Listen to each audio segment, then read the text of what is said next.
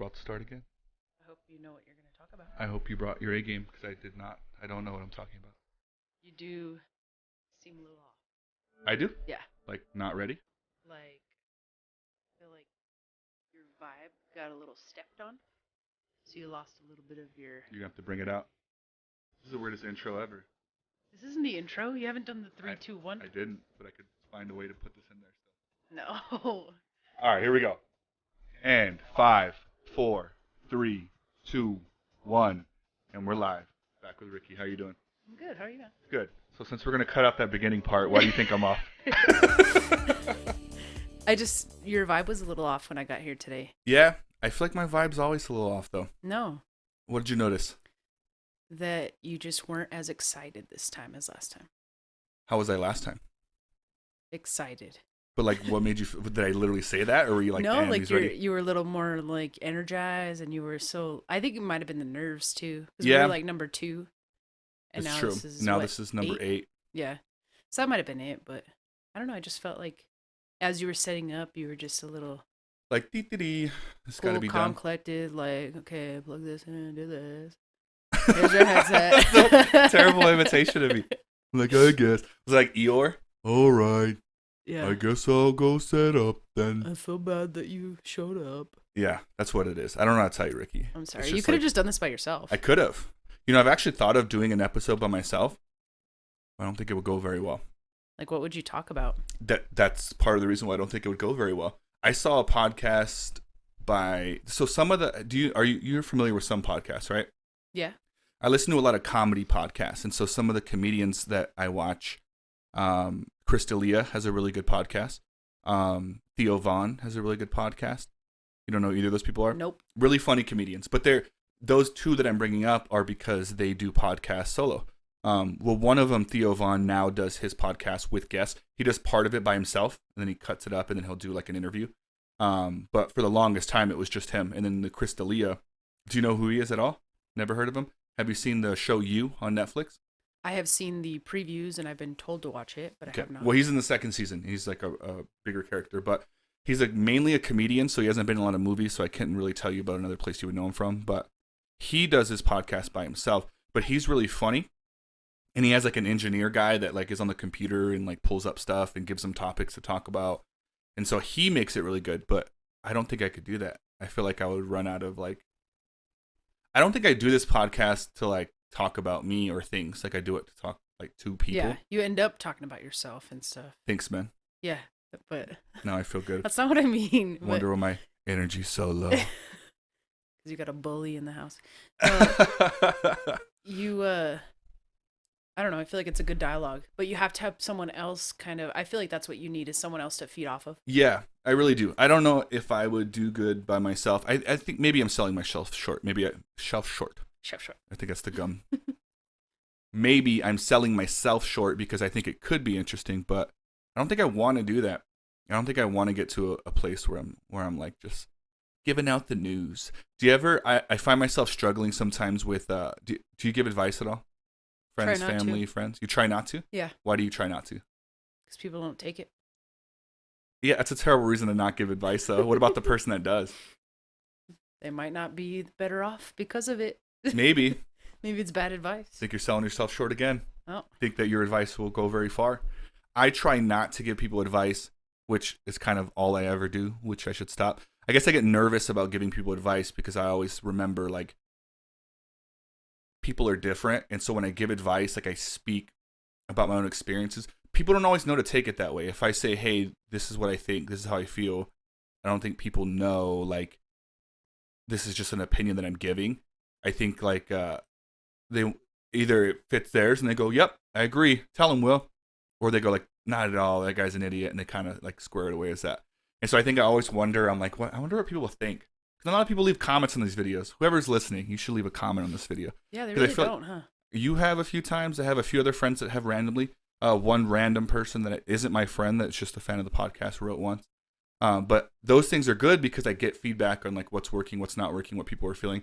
But I never know that, so I always assume, I'm like, I wonder if people hear me and they go like, man, like that guy's like out of his mind. Yeah, probably. Have you ever heard one of the podcasts and thought that guy's out of his mind? One of your podcasts? Yeah. No. No? No, I've listened to every single one in its entirety. Yeah. From start to finish. Of course, not all in one sitting usually. Mm-hmm. So I usually do it during breaks and stuff like that. But I listen to them now that they're out on Tuesdays. I listen to them every Tuesday. Mm-hmm. As soon as I get that notification in the morning at 7, I'm like, okay, this is how my day's going to go. It's time to get it. Yeah. And I try to leave comments. I try to share it. Mm-hmm. I just feel like it's something that you're passionate about. Mm-hmm. And so therefore it's something that I'm passionate about. Well, dang. And I'm like, I'm going to help out and I'm going to share it up and I'm going to tell people like, hey, if the only reason why you're watching it is because I'm on it, then that's a good enough reason. But hopefully they're seeing enough of you to see what I see, and then they're able to. That's the hard part. Is that that's kind of like exactly what you're saying. I feel like when I do these podcasts, I always think like I feel confident and comfortable with myself, so I always think like, how do I get this in front of more people? Because I don't feel weird. Like, how do I make myself better for people? I don't care, right? I think that I'm fine, and people that will like me will subscribe. But I do always wonder, like, how many people in the world would like it, but are never going to get the opportunity to know about it because it's not in front of them. Yeah. So I try to get creative, like, different ways. So I started doing this. I don't know. I think I might have told you this before, but even if I have, I'll repeat it. I started doing every Tuesday, the day, because I'm done editing the podcast usually Sunday night. Maybe if I'm behind, I'll be doing some last second things on Monday to get it ready to release on Tuesday. Okay. And so usually I'm done. So when it releases on Tuesday, all I really got to do is make a post about it, hope people watch it. And so I started telling myself every Tuesday after I post it, I have to do something new to try to promote it. And so I've just been getting creative, like, all right, what else could I do? And I've looked into, I'm looking right now on putting it onto an actual podcast platform. The only issue with that is you have to pay for those platforms. And I don't want to dilute my own audience and have people like preferring one over the other kind of thing. Like, I'd rather build up a really good audience and then expand kind of thing. Like, I watch Shark Tank a lot, and that's the biggest thing people do is they try to grow too fast. Get too big, too fast. Yes, and you need to, like, really focus on what's working. And right now, YouTube is working. And so I really just want to focus on that. But one of the days, I was like, how could I, like, promote this podcast? And I'm like, how could I get in front of audiences that are outside of New Mexico? Because the majority of people that watch it are based off my friends or friends of my friends who are here in New Mexico. Mm-hmm. And so I was like, I'm going to post in people's Craigslist, like for other cities. For real? And so I went crazy for like 3 hours. I created a post, and the title of the post said, are you an extrovert, but you don't have a car? That's all it said. And the whole, like, just the title. And I wanted people to see that, like, what the fuck is this even about? And then when they open it, I posted, and they're like, hey, I started this podcast. This is why I started it. I'm looking for a community of people that want to be involved.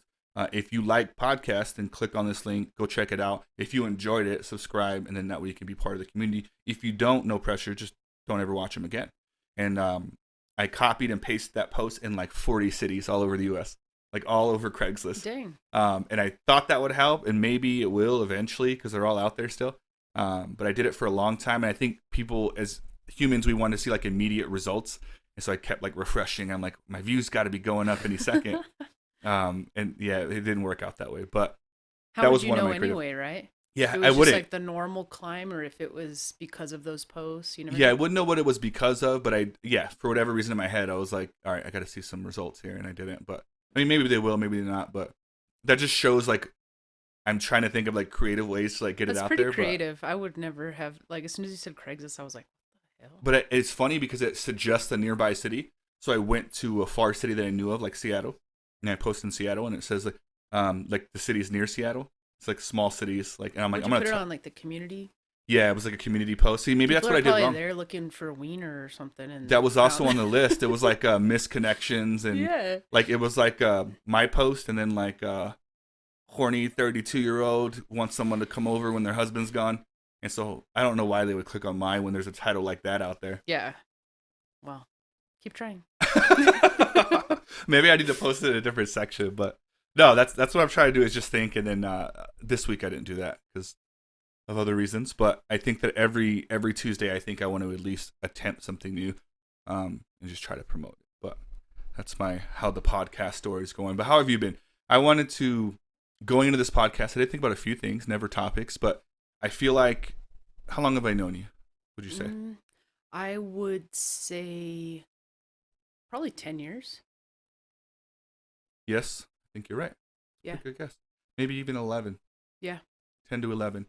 And I feel like there's not a lot of times where it's just me and you hanging out other than the 2 podcasts we've done. It's usually other people involved. Yeah, And so always. the conversations always get diluted, and I'm almost like, no, these podcasts are a great opportunity to like kind of talk about things and whatever comes up kind of thing. So I don't have anything in mind, but I do feel like if I was on one of those shows and they're quizzing me about you, I feel like I get a lot of things wrong. You think so? Yeah. Like you don't really know me? Like I don't know you. Surface level know me? Like, no, I wouldn't say surface level. But here's the thing, they don't ask. It's the opposite. I feel like I know you on a deeper level because we have deep conversations, and you know what I mean? But if someone asks me, like, what's Ricky's favorite color? Don't know. What's her favorite song? Don't know. What kind of music does she listen to? Don't know. So it's the opposite. I feel like I don't know you, like, surface level or anything. Huh. Well, I don't know either. You don't know yourself, or you don't know me? I probably both, actually. Like, I think I know a little bit more about you than you know about me. Why? On the surface level. Maybe because I pay better attention. I don't know. Don't toot your own horn. I don't know. Maybe you didn't get as deep Yeah. to begin with. Not that I did, but I probably was like, because I was your supervisor, and so I was very like distanced. Yeah, at first. for sure. That was what's cool about our friendship, though, is like it wasn't like usually when you become really good friends with someone right away, it's because one of the 2 people, if not both, saw an opportunity or a benefit. Like this person's, I'm going to throw a rant, like this person's popular. If I know them, then maybe I'll be popular. If you're a new person in town, whatever it is, there's all these different motives, right? Because, so usually when you get really close to someone really fast, it's because there's some sort of benefit. And I feel like me and you didn't do that, which is, because we weren't like super close. It was kind of like, oh, this person's funny, cool manager. And then after a while, like it evolved, and then like we ended up being really good friends. But I kind of prefer that. But, so let me just ask you questions then instead of doing that. So I'll tell you what I do know. I know that we're originally born in Canada, right? Yep. What part of Canada? Moncton, New Brunswick, on the far east coast, the Atlantic Ocean. And if someone has never heard of any city in Canada except for the major ones, what would that be close to? It's hard. Prince Edward Island? Maybe Yeah, people know that. No, because it's like the only island off the east coast. So is it far from like Vancouver? Yeah, that's from the other like side. the major like. So I normally just tell people, if you're going all the way up through Maine, just keep going straight up, all the way on. Because you're right on that east coast. Yeah, all the way on the east coast. And so it's cold. Yep. And you lived there till how old? Till I was 9, so I've been here a lot longer. And then were you? Because I don't know, I can't think in my head right now. Did you go to school there? I did. I went through 2nd grade there. Yeah. Half of 2nd grade. We moved in December. So I honestly don't have much memory of either of those grades of being in Canada at all. What do you remember then? Like what is culturally, like, is there anything where you're like, damn, like it's so different? Is there anything that you could point out? There are things that I've noticed after visiting now that have kind of replaced like everything. Revisiting back? Yes, and things like they're a lot nicer. Than us? Yes. Damn, I kind of heard that before though. But just like random people walking on the street, and they're just like, hey, how's it going? And hey, how you doing? Nice day, eh? And so people are more like inviting? Yeah, definitely. The food is definitely better. Over there?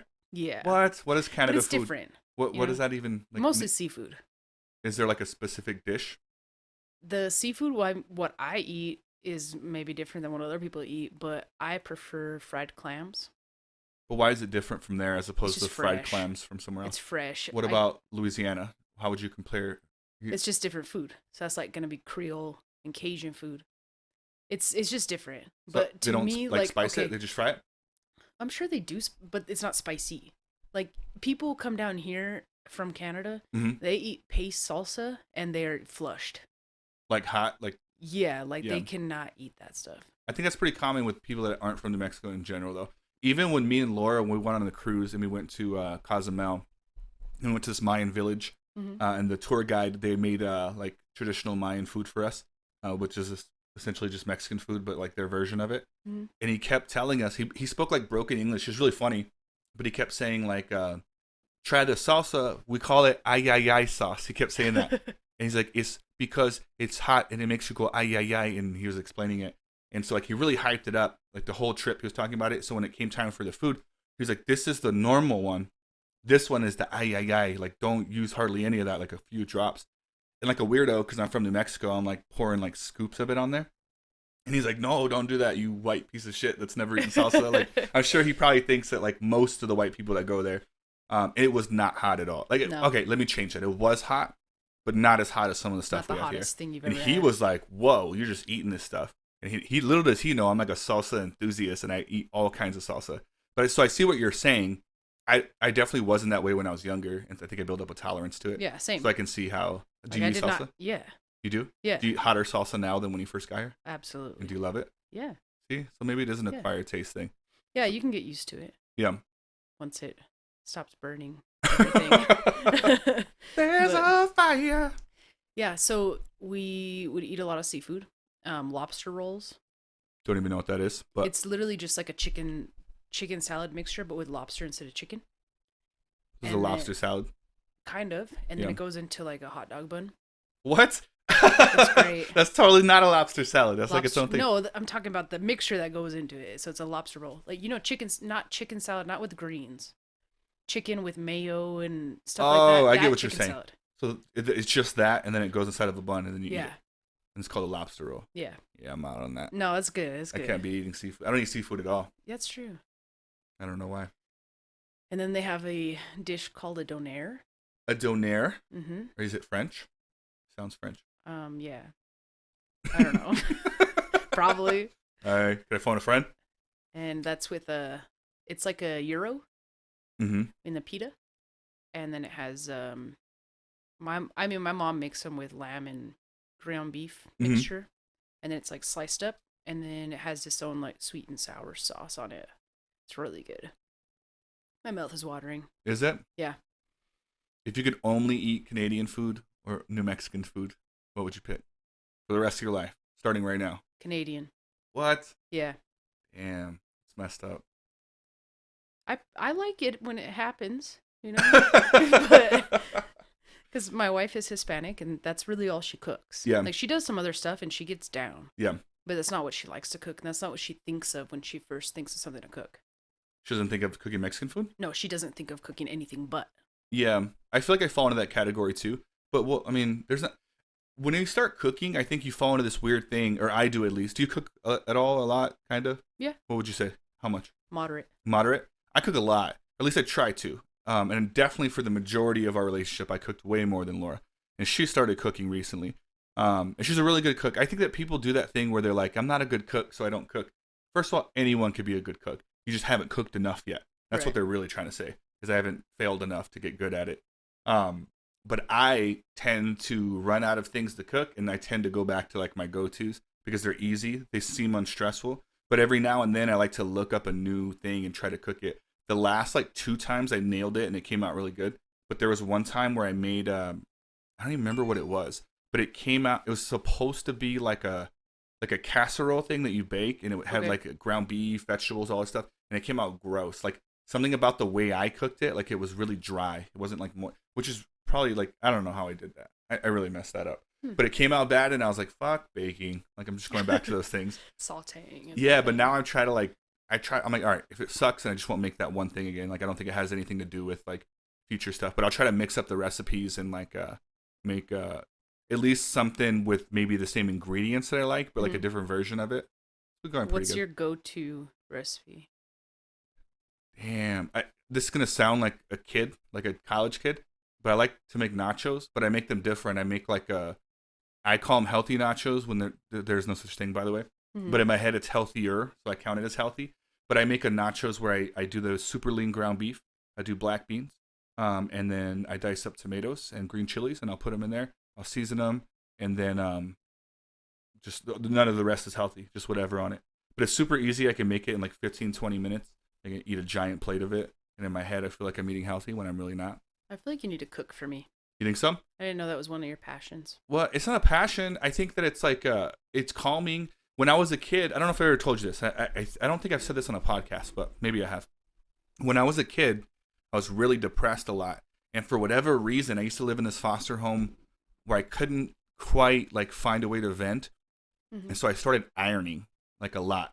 Hmm. Like I don't know why, like taking this really wrinkly, messed up shirt and like steam ironing it and taking the time to like process and like it sounds like I'm crazy. Like who the fuck Not to talks about me. ironing like that? But I would get all into it. to the point where I would intentionally like leave my clothes in the dryer, like, and then get them out all wrinkled and then iron them. And then my foster brothers would go like, "Hey, Will, can you iron my stuff?" So everyone started asking me to iron. So I would iron all the time because I found it calming. It was something I could do on my own, and it took my mind off of whatever I was thinking of, and I just focused on it. Mm-hmm. That went away after a while, but I think I find something similar in cooking, to where I can get to the kitchen, I pull out all the ingredients, and I'm like really focused, and I'm a directions kind of guy. So even if I've never made it before, I feel in my head if I follow the directions exactly, like it'll come out good. Which isn't the case. People's ovens are different, and you whip things. Altitude. Yeah, things matter, right? Which hence why some of them haven't worked out. But I find it calming to be able to sit there with a plant or with a thing, right? I'm gonna make this meal, and then just having all the things and trying to figure out how I'm gonna put it all together. And then when it comes together, it feels good. And then we eat it in 5 minutes, and it feels like shit again. But I like so that part of it. It's not a passion because I feel like when you say that, or if I were to start saying that, it sounds like I'm really good at cooking. But I really Not just enjoy it. necessarily. You can I think really you're like right. to do I think something. my version's wrong, but that's how it makes me feel. Like if I tell people like my passion's cooking, they'd be like, "Dude, you got to cook for me." I love food. Like I love good cooked food. But in my head, I would feel guilty. Like, oh, I didn't say it was gonna be good. I just said I enjoyed it. Yeah. Just do that. Just tell them that, and then be like, "You still want me to cook?" No, I don't think I'll tell them that. My thing would because then they still be probably yes, even after all this. I'm down to cook for you sometime. I don't know a Cool. lot of stuff, but I'll cook something and see if you enjoy it. What about you? Do you do anything? Do you cook or do you have anything similar? Did you ever have a thing where you're like, damn, this really calms me down? If it's weird or not weird or normal? No, I haven't really thought about anything like that. I've never really needed that. No? I don't know if that makes sense. That you don't need it? No. Yeah, I guess. That I just don't think about that. Mm-hmm. I'm not thinking like, oh, I'm doing this one thing because it calms me. What does calm you? Do you ever get worked up? Like, what's your go-to? Music, family, TV shows, running, exercise? Yeah, I guess I just chill and watch TV. That's like the mindless stuff for me. Yeah, because you're focused on the show instead of what's going on. Yeah, because my mind goes pretty crazy at times. So you mentioned earlier that you were a little frustrated at work and how like you had all these things going on and it was piling up, and I don't know if I should be talking about this or not. But in an instance where something like that is happening, what do you think you would do? If you weren't here, what would you be doing to kind of wind down? Yeah, probably watching TV. You think so? Playing with the dog. Yeah. Just doing something that's like mindless. And I feel like you're always pretty chill. that's what everybody says about me. ESPN Everybody wants says to be that part of the podcast. That I look very Well, it's not like, just your look though. put together, and that I act very chill as well. And You're just very calm, and even when you're telling me stories about things that aren't calm, like traumatic things or things where were a little chaotic, you say them calm. yeah, it's because I keep all that stuff in my head, I guess. I don't think that's healthy, Ricky. You What? gotta cuss someone out one day. Oh, I do.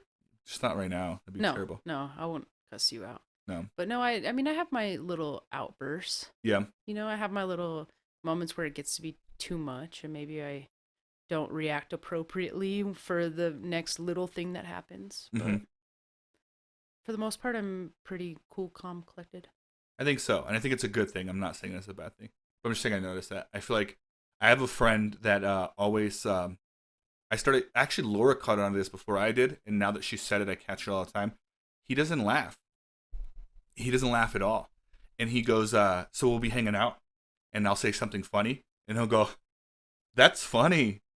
He always does that. And so like it tricks me because everyone's laughing and then he'll go, that's funny. And like, so in my head, he's been getting away with it all these years. And then Laura told me, like, did you notice he never laughs? And I'm like, what? That guy laughs all the time. And since she told me, I notice all the time that he does that. Huh. And I'm like, wow. It's weird, You're going to have to tell me who that is. I don't think you've ever hung out with him. But if you ever are, he's like a friend of a friend who's also my friend, but he's closer to that other friend. So I only see him when I'm hanging out with that other friend. Well, if I'm ever around him, just be like, that's the guy. Funny guy. Yeah. I'll see if you catch on to it. Do you notice people? Do you ever find yourself analyzing people, or do you not care until something stands out to you? Like if you just met a new person today, do you think you could figure them out pretty quick? No. I feel like people have so many layers to them. Mm-hmm. I definitely do judge people quickly, right off the bat. Yeah. Well, that's kind of what we're talking about. So you do it. Yeah, sure. You said that like if I figure people out. Well, that's your version of wrong. it. I'm not saying that you're right, but do you? So what do you do when that happens? It's usually negative, and I'm like, I don't think I'm gonna like this person, and I don't give them the time of day, and then for some reason or another, I end up having to give them the time of day because they're around or I have to work with them or something. And then you get to know them and you're like, dang, my first impression was wrong. Usually. Yeah. Not always, but Can you think of an usually. example without giving details?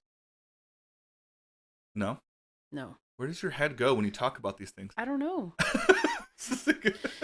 I'm not thinking about anything specific. I just know how I am. Yeah. And but I can't, I'm not thinking about a certain person as I'm telling you these stories. Mm-hmm. So when you ask me for examples, I rarely can. Well, I don't know if you remember that last time. Yeah, I do remember that from last time. I thought you had grown. You should Riki. stop asking for examples because I'm really bad at that. I think it's also like an on the spot kind of thing. Like I might have even been thinking about someone in the moment, but as soon as you ask me, I'm like, well, I feel like you can talk about someone without putting them on blast. But I can think, like, I do this thing where I think it comes from car sales and then also just my childhood where I kind of felt unsafe a lot. And so I kind of do my version of figuring someone out pretty quick. And it's never like what you said. Like your first thing was like, no, I'm not saying I'm always right, but in the first 5 to 20 seconds, I can kind of figure out what level to open my door with someone. Mm-hmm. So if I open up a little bit more, not that they can never ruin it. Not like I know who you are, you're good, you're in. Never that. But always like, all right, this is someone that I can do X, Y, and Z with.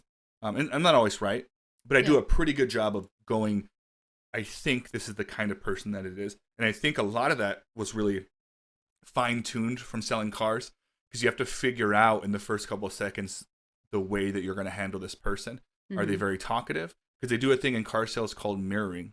And if you don't like what they're doing, you mirror their attitude and they notice it and then stop doing it themselves. Huh. So if a customer comes in and they're talking and they're all over the place, I don't like that. That's not going to get me a sale and it's not going to get them a car, which is what they came in for. So I'll do the same thing. I'll get over talkative and I'll match their energy. And they're like, hey, man, I just came over here to look at a new car because I've been looking at this Nissan Altima. And I'm like, what, you see Nissan Altimas? I see Nissan Altimas all the time. I walk around the lot and I see them and I just, like, I'm excited you're here so we can talk about the Nissan. And they go, yeah, okay. So what do you have? And you can feel them. They calm down. And so they call it mirroring. And you can do it with someone that's quiet too. And they don't always stop it, but they sometimes realize what they're doing. And it allows you to figure out if that's truly what they're doing. So if someone comes in shy and standoffish, if I act a little shy and standoffish, it allows them to open up a little bit more. And I go, oh, you're not actually shy. You're just thinking that's the right thing to do in a car lot. Unless they just feel like it's awkward. And so they're like, crap, I got to say something because he's not saying something. I'm not saying something. You know? Maybe. Yeah, it's always awkward. But whatever, it's working. Think about meeting a new person. Think about how awkward that is. Mm-hmm. Now think about doing it 30 times every day. And half those people won't even give you more than a few seconds. And so it's constantly like, hey, how's it going? Welcome to whatever store I'm working most of them are already thinking like when I go into a car lot, I'm like, let's just go look at this car real quick. And I'm walking over to it and I see the dude coming, walking towards me. And I'm like, shit. Yeah. I don't want him. But here's the thing is if a car salesman doesn't come up to you, which is what you want, then you never buy a car either. And so but what if I don't even want to buy a car? I'm just there to look at it. As the car salesman, I'm going to play my cards and go, I'd rather make you upset and leave. At least it's like I crossed you off my list. Then sit back and I'll never know. I see your point of view. Yes, because there's always some of my biggest and best sales have been because I broke the boundary between them. You know how many, almost, all right, let's say 100% of the sales I've ever got in my life, if I'm being honest, maybe about 70% of those people told me they weren't there to buy a car. Out of my whole total sales. No, I'm not here to buy a car. Fair enough. You're just looking. What can I point in the right direction at least? That's just a common thing that people say because it's safe. It means you're not locked in immediately. Yeah, and that's fine. And I expected. I never took it seriously. And yet 30% of those people actually weren't there to buy a car, obviously, or for whatever reason they didn't. But the majority of the time they are. And so it's just a defense thing that people do. But it's the same thing even if you're not on a lot. You're more likely to be like that on a lot. But if you meet a new friend, and or a person, maybe you don't even know they're a friend yet, and they're standoffish just because they don't know you and they're protective of themselves. Have a guard up, yeah, and so it's like fine. You don't ever want to break someone's guard, but you want to let them know that it's okay. You want to start crossing things off the list. If you have a guard up, I'm not going to tell you put it down. I'm going to start understanding you, and then I'll go, oh, she has a guard up because maybe she doesn't feel comfortable with men. So I'm going to let her know that I am a comfortable person. Good guess. And then maybe we cross that off. Yeah, is that what it was? And then maybe it's like, oh, I don't like white people. And whatever. We're getting crazy right now. But I'm saying whatever it is. You still cross them off. You start crossing them off. So eventually you're like, you know what? This person is pretty cool. That's why I originally asked you that. Because I think that we miss out on opportunities sometimes because we don't know. which is why in situations where I'm in public, I like to talk to everyone because I don't know. And I always feel like I don't want to miss opportunities. I'm not saying walk around and talk to everyone, but next time you're in public and you're alone and there's someone there, just say hi. And you'll be surprised. Maybe they're weird and you were right. Shouldn't have said hi and you got into a weird conversation. But maybe they're not. Maybe they're really cool and maybe they're just as nervous as you. Maybe you're at the whatever place, right? And then you just make new friends. I do that at the gym all the time. Like I'll tell people, I do it when I smoke cigarettes at a party. Yeah. Because I want to be social. I'll specifically ask someone for a lighter. This is a trick for anyone listening. If you're learning how to make friends and you are a smoker, I'm not encouraging anyone to start smoking. But if you're at a party, I would always ask someone for a lighter, and I have a lighter. Because I'm like, how do I interact with you? Go outside, there's other people out there, right? I'm like, you don't want to ask for a cigarette because everyone hates that guy. Yeah. And so it's like, I would tell them, hey, do you guys have a lighter? Oh, you do? Cool, thank you. How are you guys doing tonight? It's the easiest way to like talk to people real quick. And maybe you they're really weird. Think about this stuff all the time? Do I? Yeah. I don't think about it. Like when you walk outside, you're literally like, I'm gonna go get a lighter, even though I have a lighter. Like you think about those things. No, well, I'm not always smoking, and so it's like You know what I mean, though. Yes, I think my intuition is how do I meet the people around me? Yeah, at all times. I gave you one scenario, but I could be just hanging out paying a bill at a water station or the utility company, and there's like 3 people in line, so I'm waiting. There's someone in the chair right next to me. We're both waiting. We both don't want to be there. How's it going? How's your day been? Good. See, maybe you spark up a conversation. Yeah, I always think like, how do I meet people? And that's just another scenario too. But I do it everywhere I go. You don't want to interact with people? No, I'm that person that's like, why is this guy talking to me right now? But, and that's probably me sometimes in other scenarios, not with you. But what would you do if someone randomly talked to you and you're like, wow, I met this really cool person. You get to come home and tell someone that. Has that ever happened? No, but if it did, I would be okay with it. I would be excited to talk about it. I'm sure it has happened, but they're going to go with no examples. So I'm going to say no. I think I'm just addicted to human interaction because I feel the need to know the people around me, or at least give them the opportunity to know me. And I feel like missed opportunities is not even trying. And so, but you never know who you're going to meet. I met a guy at the gym. This is another situation where I told you I talk to people all the time. There's a guy at the gym, and he was working out one day. And I think I asked him for advice on a workout. This one wasn't like the lighter situation. I actually needed help on a workout he was doing. And I was like, why doesn't it, like, he looks like he's doing it right. I'm not doing it. So I asked him for help. He helped me. I said, hey, my name is Will. Nice to meet you. Talked to him for a little bit. Left. I started seeing him around the gym, so I'd always give him the fist bump, but we both had headphones on, so we didn't really talk. And then one day, I came, we talked that first day where he helped me with the workout. He was super, like, motivational. He said, hey, thanks for asking, man. Like, no, I don't mind helping you out at all. Because I think I told him, like, hey, I hate to bother you. I don't want to, like, pull you away from your workout. I've been trying to do those, and I don't get sore where I'm supposed to get sore. Like, you can show me. And he said, yeah. And he showed me the workout. We kind of talked a little bit. So it wasn't like a quick thing. So then we did the fist bump thing for 2 or 3 weeks. And then one day I go to the locker room to put my stuff away in the locker to go work out. He was just getting there too. And he was wearing a suit and tie, very professional, and he was changing into his gym clothes. And so I just started talking to him like, hey, like, you getting off work? He's like, yeah, cool. And he's like, what about you? And I said, yeah. He asked me what I did. Mm-hmm. And then I told him all about what I do and stuff. And then I asked him, like, well, what do you do? Like, you're all dressed up. And you could tell his first thought was, I don't want to tell him. Because he was like, I work well, it turns out he's the district attorney for the state of New Mexico. Oh. And he goes, you could tell he didn't want to tell me that. But then he felt like, well, this guy's cool. He just told me all about him. He doesn't know if I'm me vague, already. He's going to pick up on the fact that I don't want him to know. He's like, yeah, I'm an attorney. I'm actually the district attorney of New Mexico. And I was like, what? And in my head, I'm like, what a cool person to meet. You know what I mean? And not that I get in trouble and I need help, but like if something were to happen, that's a random connection that I would have never have made. You know what I mean? And someone that knows who you are and can vouch for your character is super important. And so I always think back, I'm like, that's just a random scenario. I see him at the gym all the time, and I'll probably never need him. But maybe if I need advice, I could ask him. But it's those things where I'm like, wow, like, what a cool person to have randomly met. And that's why I do it. Yeah, I think I need to do better at that. You be a little bit more open. See, my thing is that I'm not comfortable. I'm not comfortable with people because I am afraid that they are going to judge me. They will. For sure. But more than someone would judge you. Me? You're talking about me as a person? Like you going up to someone and me going up to the same person. I feel like they would judge me more than they'll judge you. And why do you think that they would do that? Because of the way I look. So give me something, Ricky. I know you're not trying to dive into something here, but I am. So I feel like I have I am insecure about the way that I dress and the way that I have my hair because people automatically assume that I'm a guy. okay. And then I feel like they're trying to like figure out if I'm a guy or not. Mm-hmm. And then it just like it's awkward. Like the whole time I'm just thinking like what are they thinking in like locker rooms? That's awkward. Yeah. Like I don't know, it's just really weird. That's why I think that's one of the things that's made me more introverted than I ever was. That actually makes sense to me when you're telling that story, and I'm glad that you expanded on it because I never thought of that. The way you dress, which you dress very similar now than when I met you, you were just very similar, was part of the reason why I liked you in the first place. Was because you were a supervisor, and everyone was kind of dressed up, not fancy, but like took it a little bit more serious. Not saying that you didn't, but as someone judging, and then you were kind of chill. And I'm like, that's cool. Like she wants to like express herself the way that she is. Not that you wore crazy stuff. You look great now. You look great then. You're wearing similar clothes, but it didn't fit the style that they were. So to me, I didn't feel that way. Well, they but were compensating. probably, for sure. And I was good.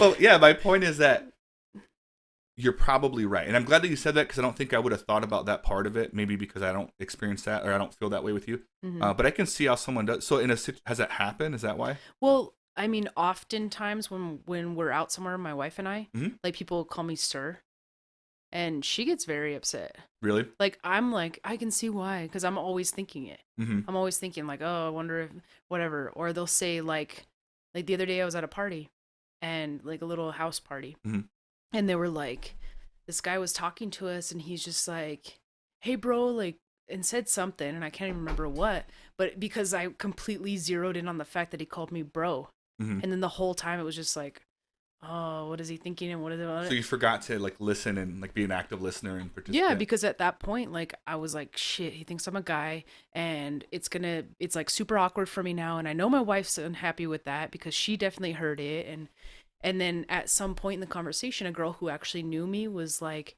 she said something alluding to the fact that I'm a girl, and you could just see the look in his face, and then I was good. But the whole time, from the time that he called me bro until she said something about me being a girl, I was like, that's right, bro. Why couldn't you say something about you being a girl when you were feeling that? Because then I feel like he would have been like, well, you don't literally just say, I'm a girl. Right. Like there has to be a thing. Let me ask you a question. Do you think it's outrageous that someone would think that you're a guy? no, absolutely not. So you kind of understand how someone would understand it, right? So it doesn't hurt you that way. You just think it's awkward. It's awkward because at some point they're either going to figure out that I'm not a guy or my wife is going to like jump on their back like a spider monkey. Which she should stop doing, by the way, because it makes it more awkward. But she cares about you, so I respect it.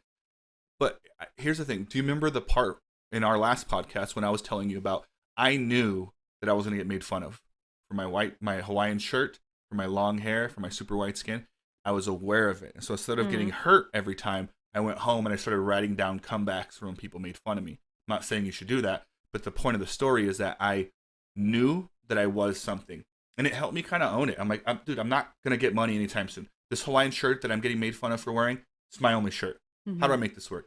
Can't get a haircut? I'm going to have long hair. I'm going to have long hair. People thought I was a girl because I had long hair.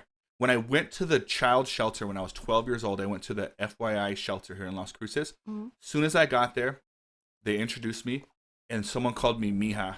One of the staff, one of the Spanish guys, Mija, what do you want to eat? And I was young, so my voice was kind of high-pitched. And one of the other staff said, no, it's a boy. And so it's like there's this weird thing where I was like... she feels awkward, you feel awkward. Yes, and then I knew this. I knew this would happen. I knew I would get bullied about stuff. Not that she was bullying me, but people at school did. And so I just came up with like, all right, how do I address this? Because this is going to be part of my life now. Obviously, I look more masculine now. I have no hair. And so it's like everything changed. I'm still white. It's the only thing that hasn't changed. But I knew that I was going to get made fun of for stuff. I knew they had a reason for doing it.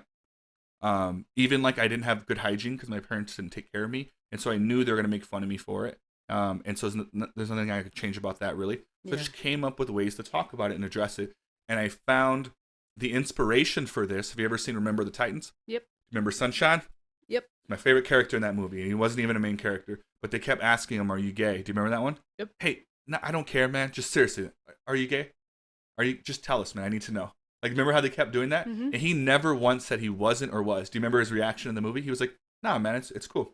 Like, it's not a big deal, man. Don't even worry about it. And then he ends up kissing him. Do you remember that? Yep. He's like, what the heck, man? And he started calling himself Sunshine, and he started embracing it to the point where they're like, nah, he can't be gay. Like, he, you know what I mean? And so his point was like, if you argue something, he didn't say, and he wasn't, but he could have fed into it, which would have made everyone laugh, and it would have made him look stupid. And I watched as a kid, and I went like, you just have to own what people think and own what it is and address it. If it's not owning it, addressing it, right? I'm not saying you should sit around and tell people it's cool to do that like he did in the movie. Mm-hmm. But the point of it is these things are issues. They're going to keep being issues. You've said that it's been this way for a long time. Come up with something that you can do and to address it right away because you know it's an issue. And I had to do that when I was a kid. I kind of have to do that now because I'm a giant bald white dude. I literally look like a Nazi. And so when I meet people that aren't other white dudes, I kind of like, I can sense that they're like, I don't know this guy. I look a little intimidating sometimes, but I'm not that way at all. Yeah. And so I know that people feel that way. So the first thing I do, what up, brother? How's it going? My name's Will. How are you doing, man? Yeah, like, oh, man, what are you listening to? You like hip hop? I like hip hop. So should I walk up to people and be like, hi, my name's Ricky. No. Like Ricky Lake. No. You could do that. Let me know how that goes. But if you know, because I think that's what's holding you back from getting into conversations that may be really beneficial to you. And it's a small little thing. Just keep in your head. Just plant a seed in your head. Hey, if I think someone's going to do this, what small thing could I say to make them like understand? And you look for little moments. I mean, maybe they say like how's your day been or something. Like, I don't even know how. I could come up with something right now. Oh, just lesbianing around. Yeah, just me and my wife.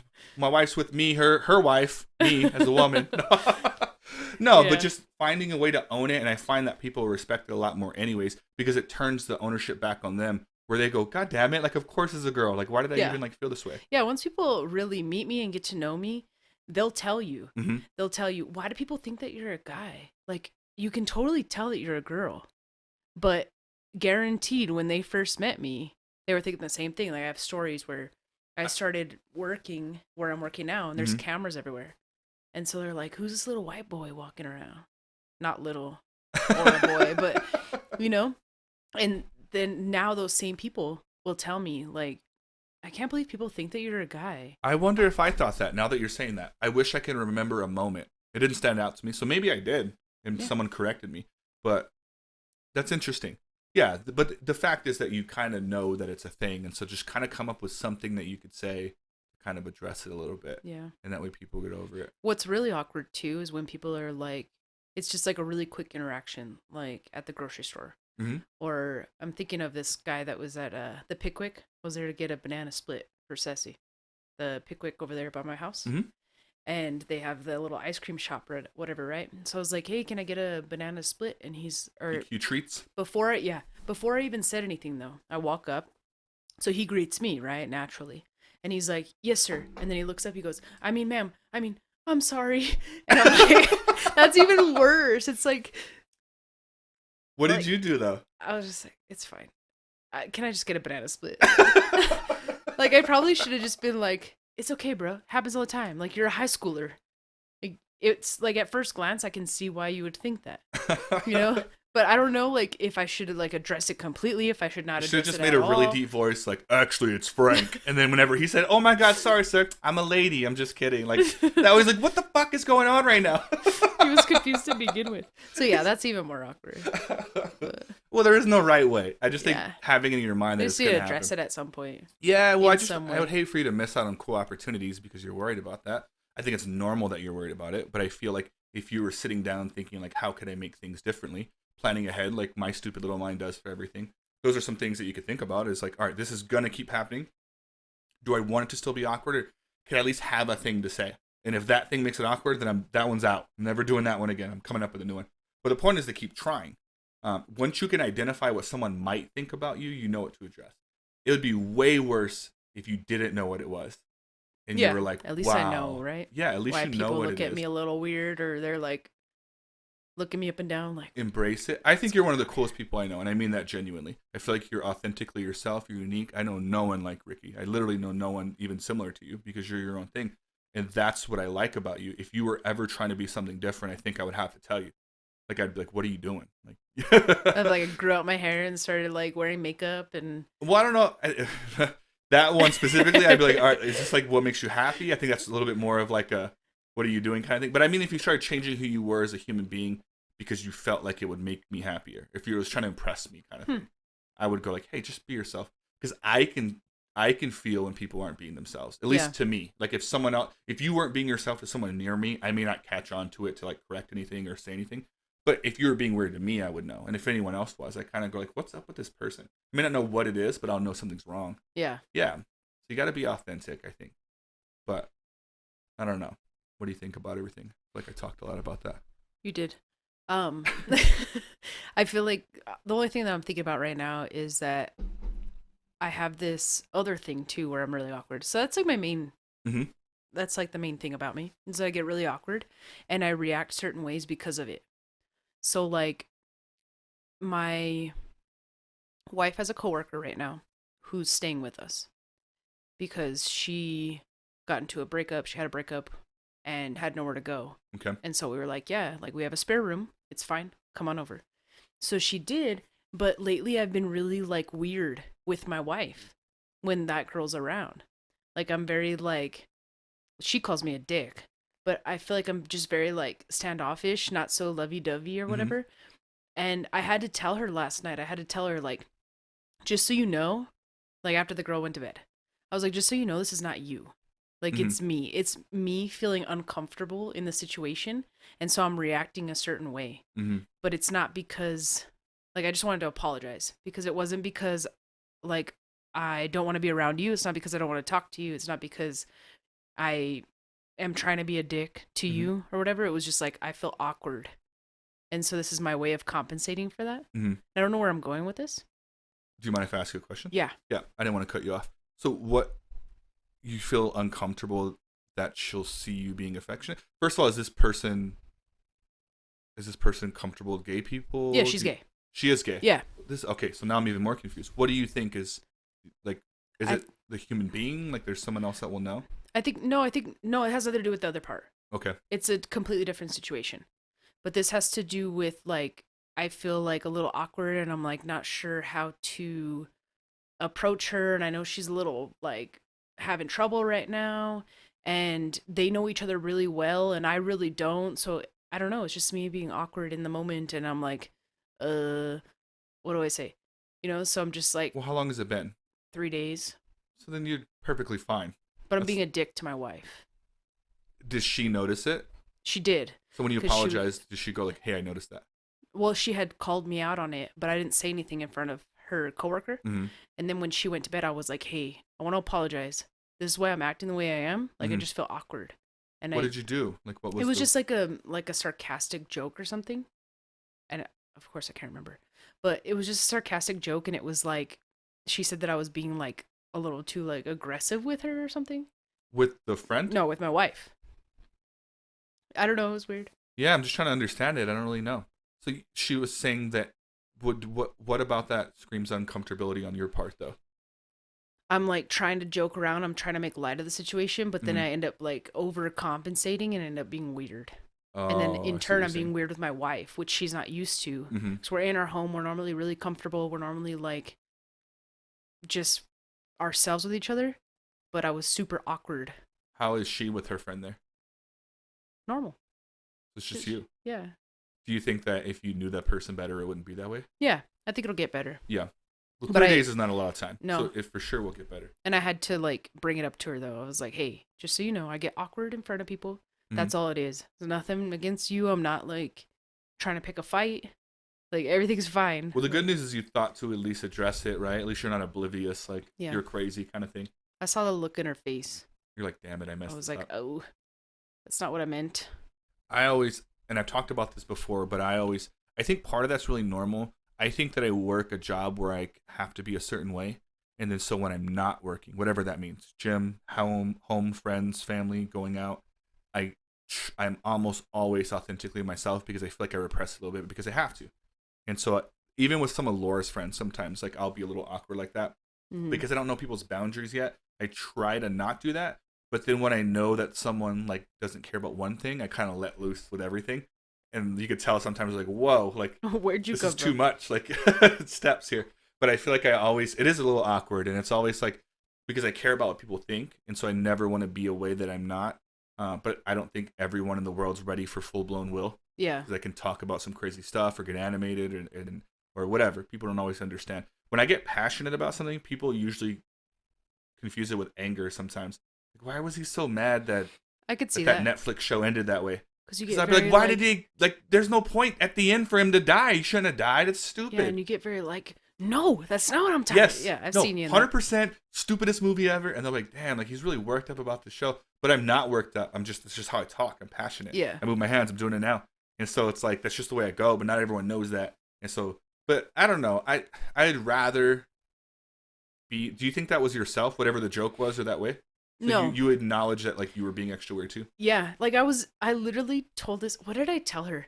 I literally told her the first day I was, I got, I got super awkward with her because I barely even know her. Like I'd met her like once or twice before this, and I had to go pick her up.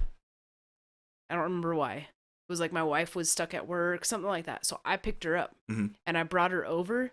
And then, like, we were just talking, and I was like, do you want anything? You want a drink? You want like being a good something? host? Yeah, I was trying, but everything was like, no, for everything. So I was like, fine. I was like, glad you finally came over because you're stuck now. And I, like, locked the door on. Creepy. That's hilarious.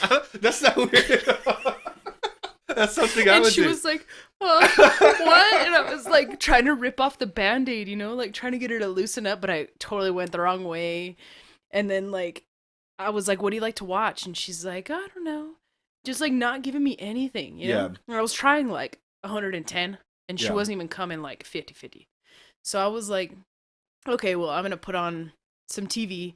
And so I started turning stuff on. And then I had the murder tapes recorded because, you know, I really like crime stuff. So do I. So I turned that on and she was like, you watch this? She's pretty young too.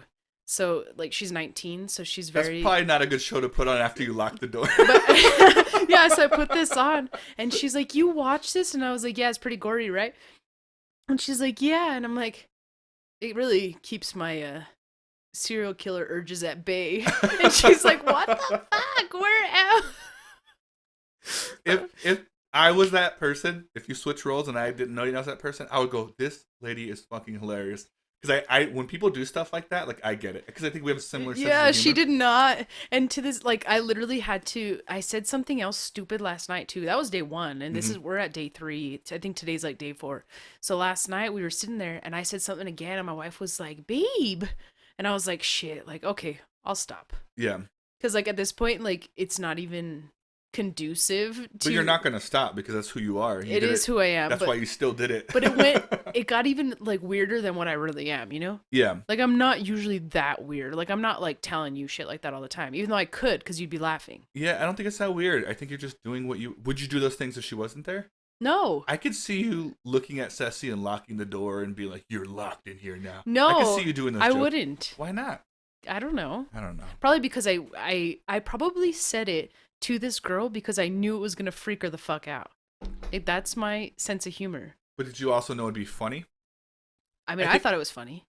But I probably knew that she wasn't gonna. The only situation where this is weird in my head is if you didn't laugh at the end and you just sat down and turned on gravity. No, no, I definitely was like, bro, I'm kidding. Like, calm down.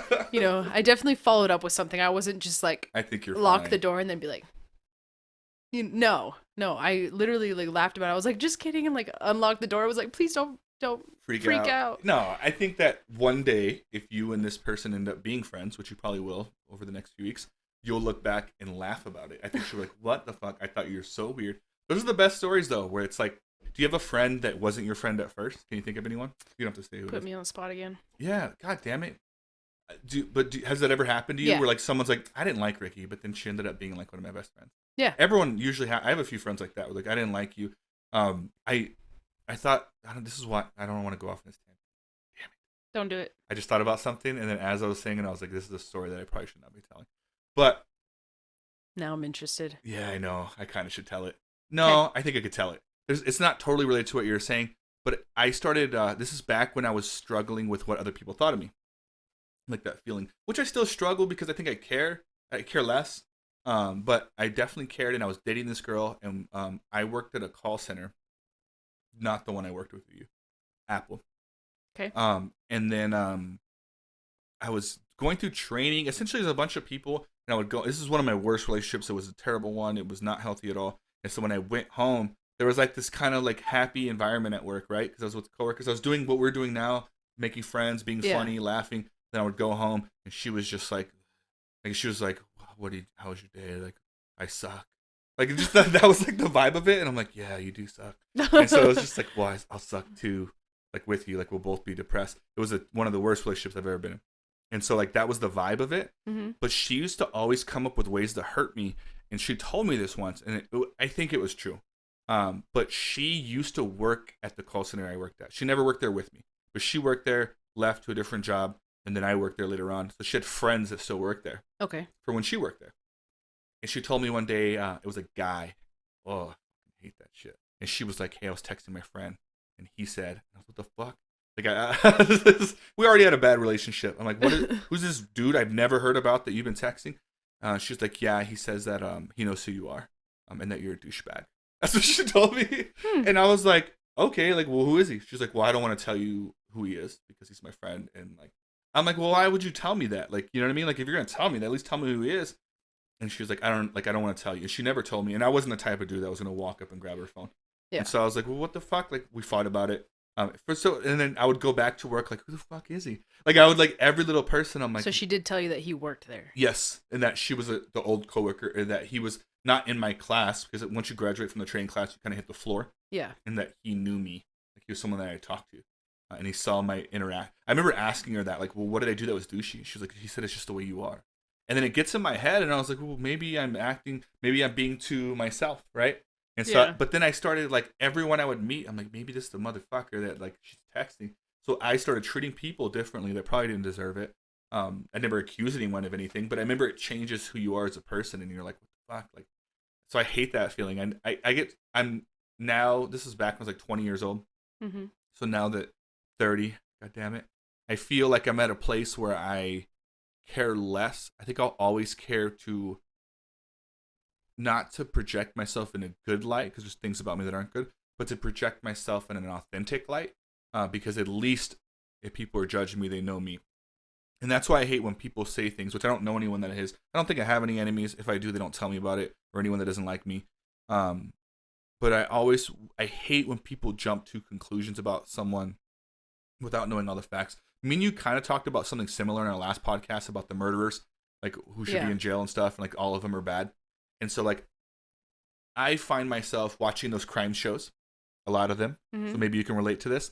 I find myself understanding some of them a little bit better. Not agreeing with what they did. Not saying that any of the crimes they committed were good, but understanding. But if I just block that off, like criminals are bad, I would just have a super bad hate for anyone who's ever done anything bad. Instead of trying to figure out why they did it, how they did it, what's right, what's wrong. And so I find myself taking that same, because of those shows and stuff, approach with people. So if I don't get along with someone, I try to figure it out. Like, I don't go like, fuck that guy or fuck that girl, she's bad. I go, what is it? Maybe there's something good in there. And so I have several friends. I have a few specific ones. Ones I'm thinking of right now, not you, don't worry. That is a really good friend, but doesn't always do the right things. And I'm trying to figure out, like, what is it about this person that doesn't make me feel good about them. Mm-hmm. And I know I'm at the point where I'm like, well, when do you draw the line, right? Because everyone has good and bad. Like, how much good outweighs? Is it 60? Is it 60-40? Is it 70-30? Right. How much good until, like, you're in, right? How much good has to go away before you're just out, kind of thing? And I don't think I have one. I think that I know people that are maybe 80% bad and 20% good, and I still just really enjoy that around. 20%. Yeah, and that could be a good or a bad thing, right? But for whatever reason, I see the best in people, and I think that people that have done bad things, maybe that haven't even tried to change yet, I can't help but, like, look at them and find some strengths and just be like, man, I really admire this. I don't think I'd be your friend if you had nothing. Like, I don't think that's a good quality to have, but you gotta realize when people are toxic too. Yes, which means, couldn't you just keep that person at a distance then? Like, if I know someone used to rob houses, and maybe I don't bring them to my house, but maybe they're a really good friend, and they're, when I go out, they ask me questions about me, and I like someone that's engaged in a conversation. Yeah. Maybe, you know what I mean? So maybe I use them for those parts, and you're not all in. Yeah, but maybe I just know boundaries, and I'm like, I don't want to bring you around the stuff that you could steal, because you obviously have a habit of stealing. And so I feel like I have a hard time drawing a line. which could be a bad thing, right? Because Mm-hmm. that's how people get robbed or hurt. Yeah, you make yourself vulnerable. Yeah, and so I struggle with that. I don't know where the line is. I think that I just kind of like I sometimes when people do bad things over and over, hurtful things, or don't have my best interest, I still kind of keep them around. And I know that that's not always the healthiest thing, but it's part of my blood. Well, that's what makes you you, though. It's what makes you unique. It's what makes you an interesting person. Yeah. And the fact that you're able to see the good in everybody is really a very good quality to have. Yeah, I think I get that from self-reflection because I know about the bad stuff that is in my past. Mm-hmm. And I know that if people knew me, truly me, that they would understand some of those things. And that's why I talk about almost all those things on here. Because I want people to understand, like, we all have good and bad stuff, but I don't want to just talk about the or the good stuff. I want you to know that I have some bad stuff too, because it's yin and yang, right? It's there's some things that I've done that I learned from. No one's just a good person. Even the dude at your church that tells the pastor, like, who's done some shit. Tell me Catholic priests haven't messed up a few times in their history. Yeah. So we all have this societal thing where it's like you're good or you're bad, and I just don't think it's that simple. I think we're all missing out on opportunities here. Yeah, I think that's similar to how I feel. Mm-hmm. It's similar to how I feel, especially when it comes to like back to the murder stuff. Mm-hmm. Like I don't judge people. I don't judge the whole person based on one act or a handful of acts in some people's cases, you know? Yeah. And most people do, and maybe I should a little more than I do. But I'm watching this stuff and I'm just like I could see at some point how you could get to that point, you know?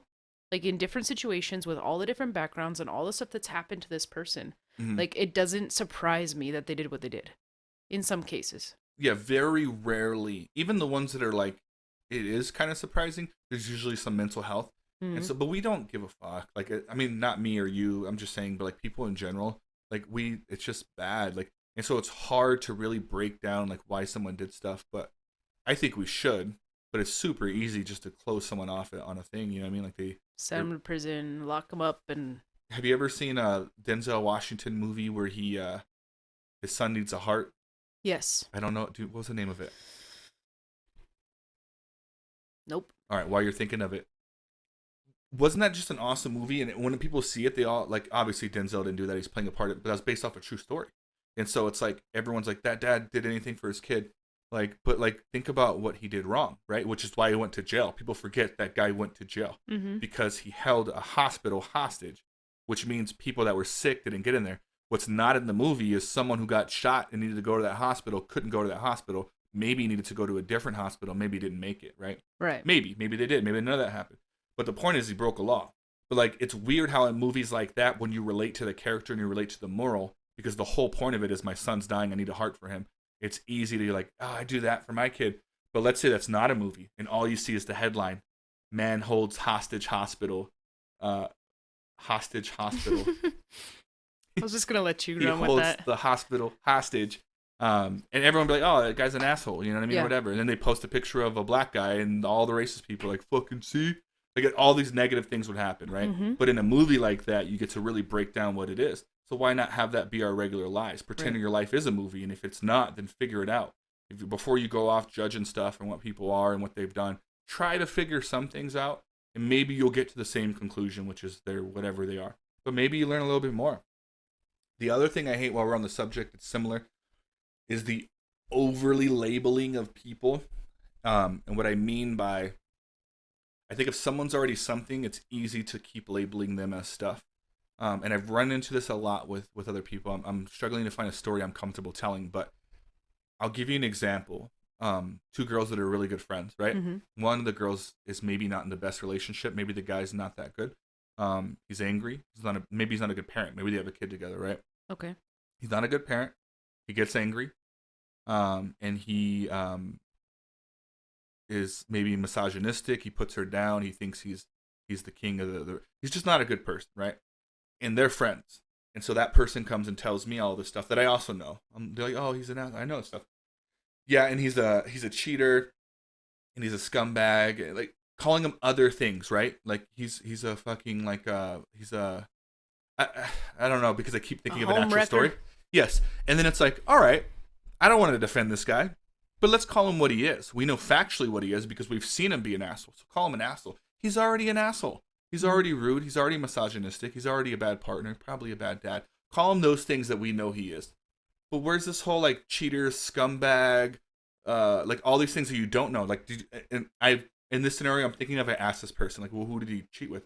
I don't know. Like, I'm sure. Probably did. I'm sure. Yes. And I'm like, well, we already know he's this thing. Why do you want to just add labels? And trust me, I don't want to be the person like defending someone that's doing that, right? But why are you bringing him down even further when he's already... Yes, he's already enough bad things. Can we just call him what he is? Can we at least be factual about this? Or are we going to get so crazy that we call him all these other things? That's just one scenario. You can take that with anything. But we're so quick to label people all these things. It's like, well, what do we know? What do we know factually? And let's stick to those. Because he's already a bad person, right? We know that. So let's just stick to what we know.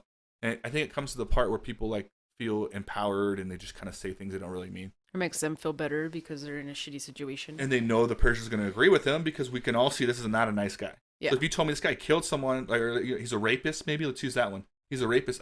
I'm tending to believe you because we've already established he's not a good guy. And so it's like, but who did he, you don't know anyone? No one even accused him? You just threw that word out there because he's an asshole? Like, if we have facts and we know he's that, let's add that to the mix. But for now, can't we already just agree he's not a nice guy? You know what I mean? Right. Like, whatever it is. And so I hate that, but I have a hard time talking about it because then it just seems like, are you defending this guy? Are you defending this asshole right now? No. But can he just be what we know he is? So that's my thing. I think it's important to figure things out, ask questions, learn, and then call them what they are and not what you think they might be. I think that's fair. I can get behind that. Right. Let's write that on a tablet or something. Okay. Set our own church. We can make like a big old sign and put it in 2 of them. One in my house, one in your house. Yeah. Oh, man. Anyways. I feel like What are you doing? Did it all. That song was in my head. I know there's something else that's on your mind. What's on my mind? I don't know. I have tons of things on my mind. We can just talk about whatever. What's on your mind? I feel like you're struggling talking about random stuff. It's because I felt like I went on a couple little tangents that didn't make no sense. I feel like you made total sense. Yeah. Do you feel like I'm getting better at letting things go? Like, yeah. Like letting, like, because I'm trying to get a balance of like when to speak and when not to speak. Yeah, you're getting a little better. Because last time, yeah, there you go. You stopped. Because last time it was very like, when can I find a word in edgewise? And you were very like, I expected for when as soon as the conversation had a little like lull, you were immediately ready with something else. I feel like it's a good thing, but there's a balance of it. And so that's where I'm like on this one. Like, I don't want there to be any weird moments, but at the same time, I don't want to overly talk. But I feel like we're both doing a good job of that. I think. What do you think? I feel a little weird. You do? Yeah. All right, let's tell something around. Have you watched any cool Netflix shows or shows in general? I know you don't just have Netflix. That's mostly what I have. Did you finish The Pharmacist? No. What? I never did. You should. I know, you told me that. Because we could totally talk about it right now had you finished it. But it's totally worth not talking about because I think you'll enjoy it. Yeah. Okay. I've been watching a lot of those murder tapes. You know? Which ones do you watch? It's literally called The Murder Tapes. It's on Netflix? No, this one's on DirecTV. And is it just people who murder people?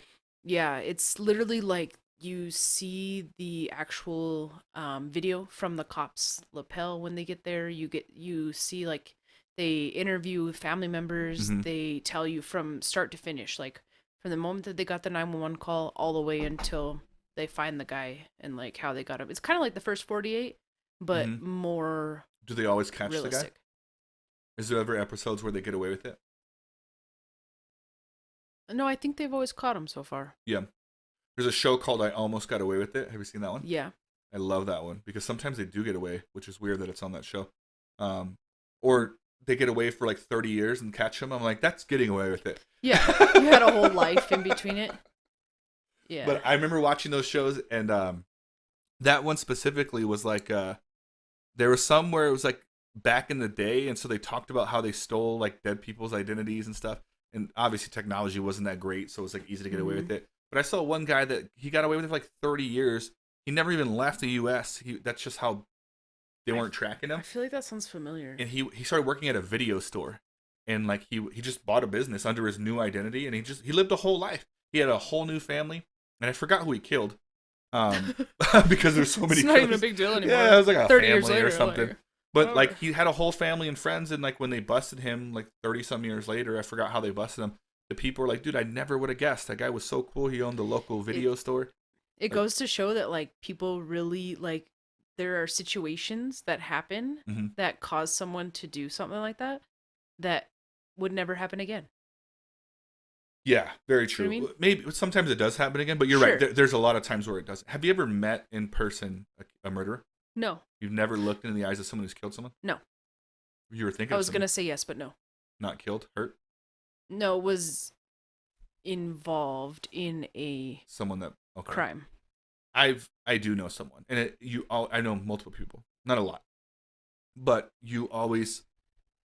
It doesn't feel that weird to me.